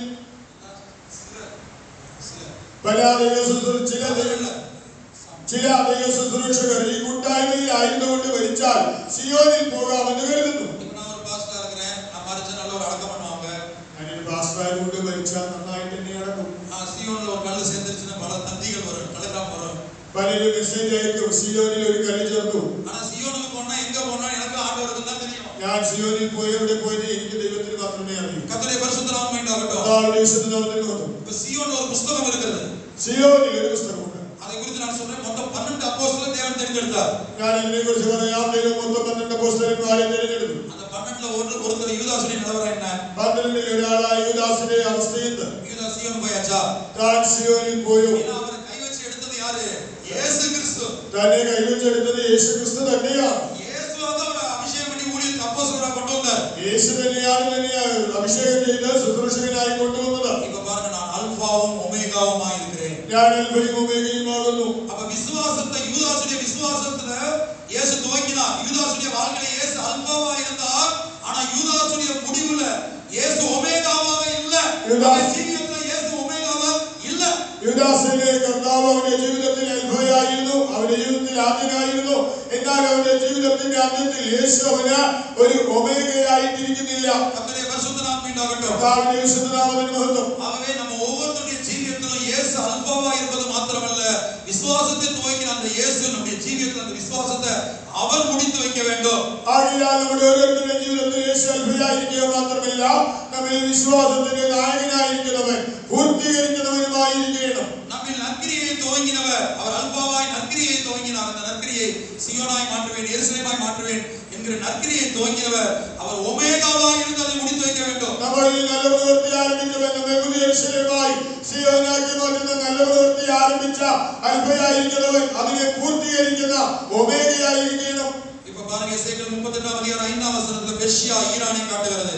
എസ്കേൽ 38 വായിക്കുമ്പോൾ ആ ചിത്രത്തിൽ കാണാം പാർസി എന്ന ഇറാനെ കാണിക്കുന്നു. அடுத்து எத்தியோப்பியா, லிபியா, கோமேர் என்பது ஜெர்மனியை காட்டுது. அந்த உங்க படத்துல இருந்து எல்லா டீடைல்ஸும் தொகர்மா பாருங்க. இப்ப சமீபத்துல இந்த யுத்தத்துல துருக்கி இறங்க போகிறது. അവിടെ എത്തിയോപ്യ കൂശെന്ന് പറഞ്ഞിരിക്കുന്നത് എത്തിയോപ്യയെ കാണിക്കുന്നു. പിന്നീട് ലിബിയ, ഗോമർ എന്നത് ജർമ്മനിയെ കാണിക്കുന്നു. ഈ അടുത്ത കാലയളവിൽ തുർക്കിയും ഈ യുദ്ധത്തിൽ പങ്കെടുത്തിരിക്കുന്നു. இப்ப இந்த நாடுகளுக்கெல்லாம் ரஷ்யா தான், ஈரானா இருக்கட்டும், துருக்கியா இருக்கட்டும், பலஸ்தீனாவா இருக்கட்டும், இந்த நாடுகளுக்கெல்லாம் ஆயுதங்கள் கொடுப்பது ரஷ்யா. ஈரான் ആകട്ടെ, അവിടെ തുർക്കി ആകട്ടെ, ഈ രാജ്യങ്ങൾക്കെല്ലാം ആയുധ വിതരണം ചെയ്യുന്നത് റഷ്യയാകുന്നു. மூன்றாம் உலக மகா யுத்தத்திலே ரஷ்யா தோல்வி அடையும் என்று எசேக்கியேல் 39 அதிகாரம் முதல் 4 வசனங்களில் படிக்கிறோம். എസ്കേൽ 39 ആദ്യത്തെ 4 വാക്യങ്ങളിൽ കണ്ടാൽ അറിയാം മൂന്നാം ലോക മഹായുദ്ധത്തിൽ റഷ്യ പരാജയപ്പെടും. உங்கள் கரத்துல கொடுத்த படத்துல இன்னொரு படத்துல நீங்க சாத்தான் 2 என்கிற ஒரு பாம்பை பாக்குறீங்க. നിങ്ങളുടെ ரஷ்யா தயாரித்ததான റഷ്യ നിർമ്മിച്ചതായ സാത്താൻ 2 എന്നതായ ബോംബ് കാണാം. கீழ மிகவும் சக்தி வாய்ந்த சார் பாம்புடைய படத்தை பாக்குறீங்க. അടുത്തതായിട്ട് വളരെ ശക്തിയുള്ളതായ മറ്റൊരു ബോംബിന്റെ ചിത്രം കാണാം. இன்னைக்கு உலகத்திலே நம்பர் 1 அணு ஆயுதங்களை வைத்திருக்கிற நாடு ரஷ்யா. എന്നാൽ ലോകത്തിൽ ഏറ്റവും മികച്ച ആണവായുധങ്ങളുള്ളത് റഷ്യക്കാണ്. ரஷ்யாவுக்கு பக்கத்துல இந்த உலகத்துல வேற எந்த நாடுமே நிக்க முடியாது. മറ്റൊരു രാജ്യവും ഈ കാര്യത്തിൽ റഷ്യയോട് അടുത്ത് വരുവാൻ പോലും കഴിയില്ല. ஆனா கர்த்தர் சொல்லுகிறார் எசேக்கியேல் 39 அதிகாரம் 4 வசனத்துல ரஷ்யாவை பார்த்து, நீயும் உன்னுடைய எல்லா ராணுவங்களும் இஸ்ரேல் மலைகளில் விழுவீர்கள். എസ്കേൽ 39:4 റഷ്യയോടും സൈന്യത്തോടും ദൈവം പറയാണ്, നീ നിന്റെ സകല സൈന്യവും ഇസ്രായേൽ പർവ്വതനിരകളിൽ വീഴും. இப்ப உலக மனிதன் போய் இதை சொன்னீங்கன்னா அவங்க நம்ம பைத்தியக்காரங்களை போல பார்ப்பாங்க. இது எப்படி முடியும்? ലോകത്തിലെ മനുഷ്യരോട് പറഞ്ഞാൽ നമ്മെ ഒരു ഘോഷന്മാരായി കരുതും. ഇത് എങ്ങനെ നടക്കും? எரேமியா 51:11 பாருங்கள். എരേമിയാ 51:11 നോക്കുക. அன்றைக்கு ரஷ்யாவை விட மிகவும் சக்தி வாய்ந்த பாபிலோன் சாம்ராஜ்யம், അന്ന് റഷ്യയേക്കാൾ ശക്തിമത്തായ ബാബിലോൺ സാമ്രാജ്യം, அதற்கு கீழே குட்டி ராஜ்யம் மேதியா, അതിന് കീഴിലുള്ള ചെറു രാജ്യമായിരുന്നു മേദ്യ. அந்த பெரிய சாம்ராஜ்யமாகிய பாபிலோனை கர்த்தர் அந்த குட்டி மேதியாவை வைத்து ஜெயித்தார். ആ വലിയ ബാബിലോൺ എന്ന മഹാസാമ്രാജ്യത്തെ ദൈവം മേദ്യ എന്ന ചെറു രാജ്യത്തെ കൊണ്ടാണ് തോൽപ്പിച്ചത്. எரேமியா 51:11 படித்து பாருங்கள். എരേമിയാ 51:11 அங்கே நாம் படிக்கிறோம், அந்த மேதியா பாபிலோன் சாம்ராஜ்யத்தோட யுத்தம் பண்ணி ஜெயிக்கல. கர்த்தர் மேதியாவுக்காக யுத்தம் பண்ணி ஜெயத்தை வாங்கி கொடுத்தார். 51 കാണുമ്പോൾ മേദിയയില്ല ബാബിലോണിനോട് യുദ്ധം ചെയ്ത് ജയിച്ചതാ. ദൈവം അതിനു വേണ്ടി യുദ്ധം ചെയ്ത് അവർക്ക് ജയം വാങ്ങി കൊടുത്തു. இது கர்த்தர் வாங்கும்படி தமது ஆலயத்துக்காக அவர் வாங்கும்படி ഇത് കർത്താവ് തന്റെ ആലയത്തിന് വേണ്ടി ചെയ്യുന്ന പ്രതികാരം. அதே காரியம் தான் மூன்றாம் உலக மகாயுத்தத்தில் நடக்க போகுது. ഇതേ കാര്യം തന്നെയാണ് മൂന്നാം ലോക മഹായുദ്ധത്തിൽ നടക്കുക. ஏன்னா ரஷ்யாவும் இந்த கூட்டு நாடுகளும் ஆலயத்துக்கு விரோதமா கிரியை செய்றாங்க, தேவாலயத்துக்கு விரோதமா கிரியை செய்றாங்க. റഷ്യയിൽ തന്നെ സകല രാജ്യങ്ങളും ഇപ്പോൾ ആലയത്തിനെതിരായിട്ടാണ് പ്രവർത്തിക്കുന്നത്. இஸ்ரேல் ஆலயம் கட்ட பிரயாசப்படுகிறது. ഇസ്രായേൽ ആലയം പണിയുവാൻ ശ്രമിക്കുന്നു. அதற்கு விரோதமாக அவர்கள் கிரியை செய்கிறார்கள். അവർ അതിനെതിരായി പ്രവർത്തിക്കുന്നു. அன்றைக்கு பாபிலோனில் பழி வாங்கின கர்த்தர் അന്ന് ബാബേലിനോട് പ്രതികാരം ചെയ്ത യഹോവ மினே மினே தெக்கேல் உபார்சின் മേനെ മേനെ തെക്കേൽ ഉഫർസിൻ தேவனுடைய கரம் வந்து சோற்றிலே எழுதினது. ദൈവത്തിന്റെ കരം വന്ന് ചുവരിൽ എഴുതി. பாபிலோன் ராஜ்யம் முடிவுக்கு வந்தது. ബാബേൽ രാജ്യത്തിന്റെ അവസാനം വന്നു. அதுபோல ரஷ்யா நம்பர் 1 அணு ஆயுதங்களை வைத்திருந்தார். ആണവ ശക്തിയിൽ റഷ്യ ഒന്നാം സ്ഥാനത്തായാലും தேவாலயத்துக்கு விரோதமாய் வருகிறபடினால், ദൈവാലയത്തിനെതിരായി വരുന്നത് കൊണ്ട് தேவனுடைய சொந்த ஜனங்கள் இஸ்ரவேலுக்கு விரோதமாய் வருகிறபடினால், ദൈവത്തിന്റെ സ്വന്തം ജനമായ ഇസ്രായേലിന് വിരോധമായി വരുന്നത് மூன்றாம் உலக மகாயுத்தத்தை கர்த்தர் நடத்தி ദൈവം മൂന്നാം ലോക മഹായുദ്ധം നടത്തി ஜெயம் கொடுக்கிறார். கிரேட் பிரிட்டனுக்கு ஜெயம் கொடுக்கிறார். எசேக்கியேல் 38:13 தர்சீஸ் என்று படிக்கிறோம். அது கிரேட் பிரிட்டனை காட்டுகிறது. എസ്കേൽ 38:13 തർശീശ് എന്ന് കാണാം. അത് ഗ്രേറ്റ് ബ്രിട്ടൻ. அது மூன்றாம் உலக மகாயுத்தத்துல அணு ஆயுதத்தில் மிகவும் குறைவான நாடாகிய கிரேட் பிரிட்டன் ஜெயிக்கிறது. ആണവശേഷി ഏറ്റവും കുറഞ്ഞ രാജ്യമായ ഗ്രേറ്റ് ബ്രിട്ടൻ മൂന്നാം ലോക മഹായുദ്ധത്തിൽ ജയിക്കുന്നു. அப்ப எழுத்தின்படியான ஆலயத்துக்காக ஒரு யுத்தம் நடந்து கொண்டிருக்கிறது. അക്ഷരീക ആലയ നിമിത്തം ഒരു യുദ്ധം നടക്കുന്നു. இப்ப தேவன் ஒரு ஆலயத்தை கட்டி கொண்டிருக்கிறார். ദൈവം ഇപ്പോൾ ഒരു ആലയം പണിയുന്നു. நான் கூட்டத்தின் முடிவில் இன்னைக்கு காலையில் கேட்ட நித்திய வாசஸ்தலம் ஒருக்கி. നാം ഇന്ന് രാവിലെ യോഗത്തിന്റെ ഇടയിൽ കണ്ടല്ലോ നിത്യവാസ സ്ഥലം ഒരുങ്ങി. நித்திய வாசஸ்தலம் மேல போய் இருக்கிறதல்ல, നിത്യവാസ സ്ഥലം മുകളിൽ പോയിരിക്കുകയില്ല. திருவெல்லாவில் இங்கே உட்கார்ந்துக்கிற ஒவ்வொரு தேவனுடைய பிள்ளைகளும் ஒவ்வொரு வாலிபர்களும் நித்திய வாசஸ்தலமாக ஆண்டவர் கட்டி கொண்டிருக்கிறார். തിരുവല്ലായിൽ ഇവിടെ ഇരിക്കുന്ന ഓരോ ദൈവമൈതലിൽ ഓരോ യുവതീവാക്കളിൽ ദൈവം നിത്യവാസ സ്ഥലമായി അവരെ പണിയുന്നു. அது எபேசியர் 2:19 கடைசி 4 வசனங்களை படித்து பாருங்க. அங்க ஒரு ஆலயத்தை தேவன் கட்டுகிறார். கர்த்தருக்குள் பரிசுத்த ஆலயமாக நாம் கட்டி எழுப்பப்படுகிறோம் பூமியிலேயே. എഫേസ്യരിലെ 2:19 മുതൽ തുടർച്ചയായി 4 വാക്യങ്ങളിൽ നോക്കിയാൽ അറിയാം, ഭൂമിയിൽ തന്നെ ദൈവത്തിന്റെ ഒരു വിശുദ്ധ മന്ദിരമായി നമ്മൾ പണിയപ്പെടുന്നു. நாம் எல்லாரும் நம்முடைய கண்களை மூடுவோம். കണ്ണുകളെ അടയ്ക്കാം. எழுத்தின்படியான ஆலயத்துக்கு விரோதமாக அன்றைக்கு பாபிலோன் வந்தபோது അക്ഷരീകമായ ആലയത്തിന് വിരുദ്ധമായി ബാബേൽ വന്നപ്പോൾ கர்த்தர் அதை பழி வாங்கினார். ദൈവം അതിനോട് പ്രതികാരം ചെയ്തു. மினே மினே தெக்கேல் உபார்சின் நீ தராசிலே நிறுத்தப்பட்டு குறைய காணப்படுகிறாய். ஒரு ராஜ்யம் முடிவுக்கு வந்தது. മേനെ മേനെ തെക്കൽ ഉഫർസിൻ നിന്നെ ത്രാസിൽ നോക്കി കുറവുള്ളവനായി കണ്ടിരിക്കുന്നു. നിന്റെ രാജ്യത്വത്തിന് അവസാനം വന്നിരിക്കുന്നു. அதே எழுத்தின்படியான ஆலயத்துக்காக கர்த்தர் ரஷ்யாவை பழி வாங்க போகிறார். மூன்றாம் உலக மகாயுத்தத்தில் അതേ അക്ഷരീകാലയ നിമിത്തമായിട്ട് ദൈവം മൂന്നാം ലോക മഹായുദ്ധത്തിൽ റഷ്യയോട് പ്രതികാരം ചെയ്യും. அபிஷேகம் பண்ணப்பட்ட நாம் ஒவ்வொருவரும் ஆவிக்குரிய பிரகாரமாய் ஆலயமாய் இருக்கிறோம். അഭിഷിക്തരായ നാം ഓരോരുത്തരും ആലയമായിരിക്കുന്നു. நாம் ஒவ்வொருவரையும் ஒன்றாக சேர்த்து இணைத்து அவர் என்ன செய்கிறார்? கர்த்தருக்குள் பரிசுத்த ஆலயமாக, நித்திய ஆலயமாக, சியோன் எருசலேமாக கட்டி கொண்டிருக்கிறார். നമ്മെ ഓരോരുത്തരെയും പരിശുദ്ധാത്മാവിൽ ഒന്നായി ഇണക്കി ചേർത്ത് നിത്യാലയമായി യെരൂശലേമായി സിയോനായി ഇണക്കി ചേർത്ത് പണിതുകൊണ്ടിരിക്കുന്നു. இந்த ஆலயத்தை 3 பேர் கட்டுறாங்க. ഈ ആലയത്തെ പണിയുന്നവർ 3 പേർ. முதலாவது பிதா. ഒന്നാം പിതാവ്. எபிரேயர் 11:11 ஆபிரகாம் தரிசனத்துல காண்கிறோம். தேவன் தாமே கட்டி உண்டாக்கின அஸ்திவாரமுள்ள நகரத்துக்கு காத்திருந்தான். அதுதான் பிதாவாகிய தேவன் அந்த சியோன் எருசலேமை கட்டுகிறார். അബ്രഹാം ദർശനത്തിൽ കാണുമ്പോൾ ദൈവം ശില്പിയായി നിർമ്മിച്ച അടിസ്ഥാനങ്ങളുള്ള നഗരം ദൈവം തന്നെ പുതിയ യെരൂശലേം സിയോനെ പണിയുന്നു.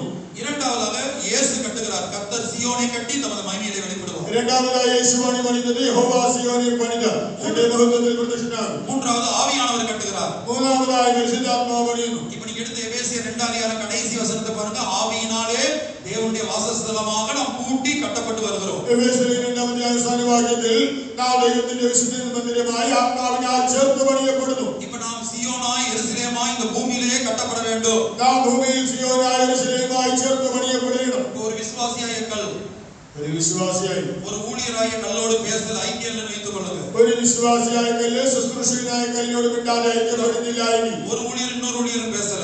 ശുശ്രൂഷകർ തമ്മിൽ മിണ്ടുന്നില്ല. ஒரு விசுவாசி இன்னொரு விசுவாசி பேசல. ഒരു വിശ്വാസി മറ്റൊരു വിശ്വാസിയോട് മിണ്ടുന്നില്ല. தேவன் உங்களை கட்ட முடியாது. இசைவினைப்பாய் கட்ட முடியாது. ദൈവം നിങ്ങളെ ഇണക്കി പണിയുവാനുമില്ല. அப்ப பிசாசு கிரியை செய்கிறான். അവിടെ പിശാച് പ്രവർത്തിക്കുന്നു. ஒரு பக்கம் உலகத்தில் யுத்தத்தை கொண்டு வந்து விட்டான். ഒരു ഭാഗത്തിൽ ലോകത്തിൽ യുദ്ധം കൊണ്ടുവന്നു. மறுபக்கத்தில் சபைக்கு வந்து நம்ம வருகைக்கு ஆயத்தப்படணும். நான் சியோனா கட்டப்படணும், நான் எருசலேமா கட்டப்படணும், நான் இயேசுவை போல மாறணும் என்கிற தவிப்பு, ஒரு கர்ப்ப வேதனை, ஒரு பிரசவ வேதனையை அவன் இல்லாம பண்றான், எடுத்து போடுகிறான். മറുഭാഗത്ത് എനിക്ക് കർത്താവിനെ എടുക്കപ്പെടുന്നത് എനിക്ക് പുതിയ ശരീരമായി സിയോനായി മാറണം, പൂർണ്ണത പ്രാപിക്കണമെന്നുള്ളതായ ആ വേദന, ആ ഞരക്കമില്ലാതെ വേണം അവൻ അതിനെ എടുത്തു കളയുന്നു. അല്പസമയം നമുക്ക് இப்போது பரிசுத்தவான்கள் எல்லா பரிசுத்தவான்களும் ஒருமனப்பட்டு ஜெபிக்கிறோம். இവിടെയുള്ള എല്ലാ വിശുദ്ധന്മാരും ഒരുമനപ്പെട്ട് പ്രാർത്ഥിക്കും.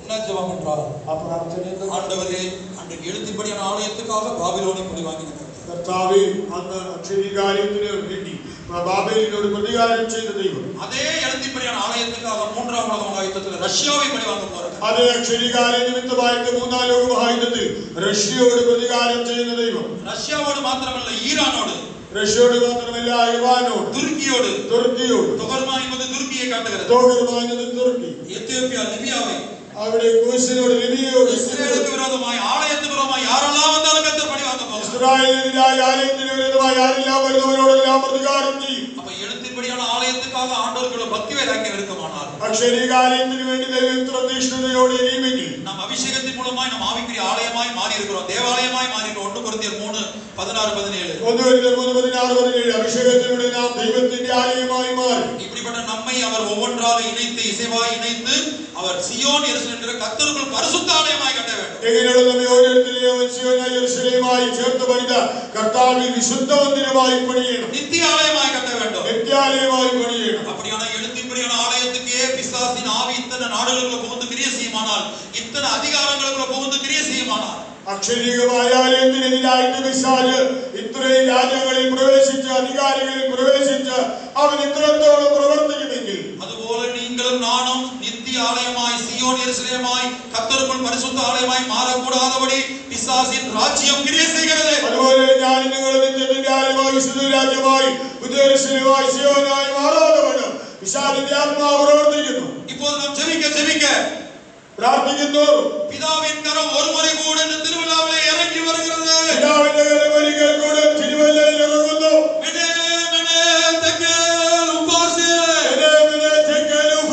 நீ தராசிலே நிறுத்தப்பட்டு குறைய காணப்படுகிறாய். ഞാൻ നിന്നെ ത്രാസിൽ തൂക്കി നോക്കി കുറവുള്ളവനായി കണ്ടു. ராஜ்யம் முடிவுக்கு வந்தது. നിന്റെ രാജത്വം അവസാനിച്ചു. இந்த தேவ ஊழியருக்கு விரோதமாக, ദൈവ ശുശ്രൂഷകർക്ക് தேவ ஜனங்களுக்கு விரோதமாக, ദൈവ ജനത്തിനെതിരായി, நம்முடைய பூரணத்துக்கு விரோதமாக, പൂർണ്ണതയ്ക്കെതിരായി, நாம் இயேசுவை போல மாறுவதற்கு தடையாக, യേശുവിനെ പോലെ മാറുന്നതിനെതിരായി, வருகையின் நம்பிக்கையினால் நிரப்பப்படுவதற்கு தடையாக, വരവിന്റെ പ്രത്യാശയാൽ നിറയുന്നതിന് തടസ്സമായി இந்த உலகத்தின் ஆவியாக, ലോകത്തിന്റെ ആത്മാവ്, இந்த உலகத்தில் பல நவீன கண்டுபிடிப்புகள் மூலமாக ലോകത്തിലെ ആധുനിക കണ്ടുപിടുത്തങ്ങളിലൂടെ அதற்கு அடிமைப்படுத்தி, അതിന് നമ്മെ അടിമപ്പെടുത്തി. அதுல ஒன்றுதான் மொபைல் போன், അതിലൊന്നാണ് mobile phone, smart phone. Smart phone. இன்னைக்கு அதிக நேரம் பல தேவனுடைய பிள்ளைகள் மொபைல் போன்ல தான் இருக்காங்க. கூட்டத்துக்கு வரும்போது கூட அவங்களுக்கு மொபைலை பிரிந்து வர முடியல. ഇന്ന് പലരും അധിക സമയം മൊബൈലിലാണ്. യോഗത്തിന് വരുമ്പോഴും അതിനെ വിട്ട് പിരിയാൻ കഴിയുന്നില്ല. இந்த எல்லா உலகத்தின் வல்லமையிலிருந்து கர்த்தர் நம்மை விடுவிக்க போகிறார். ലോകത്തിന്റെ ശക്തികളിൽ നിന്നെല്ലാം ദൈവം നമ്മെ വിടുവിക്കാൻ പോകുന്നു. நாம் சியோனாய் மாற வேண்டும், നാം സിയോനായി, எருசலேமாய் மாற வேண்டும். യെരൂശലേമായി തീരും. விசுவாசிகள் எருசலேமாக, ஊழியர்கள் சியோனாய் மாற வேண்டும் என்ற தவிப்பு,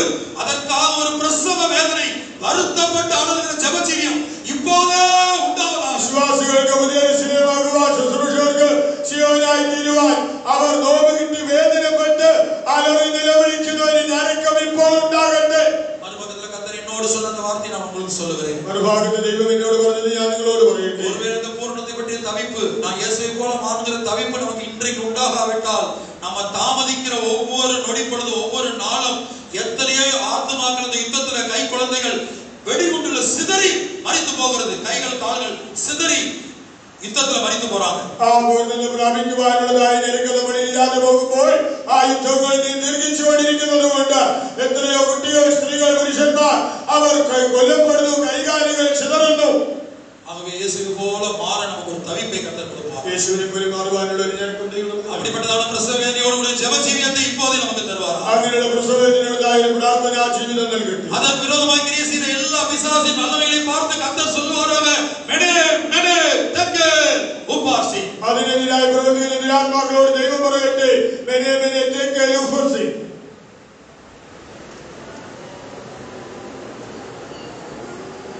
പരിമോ தண்ணீர்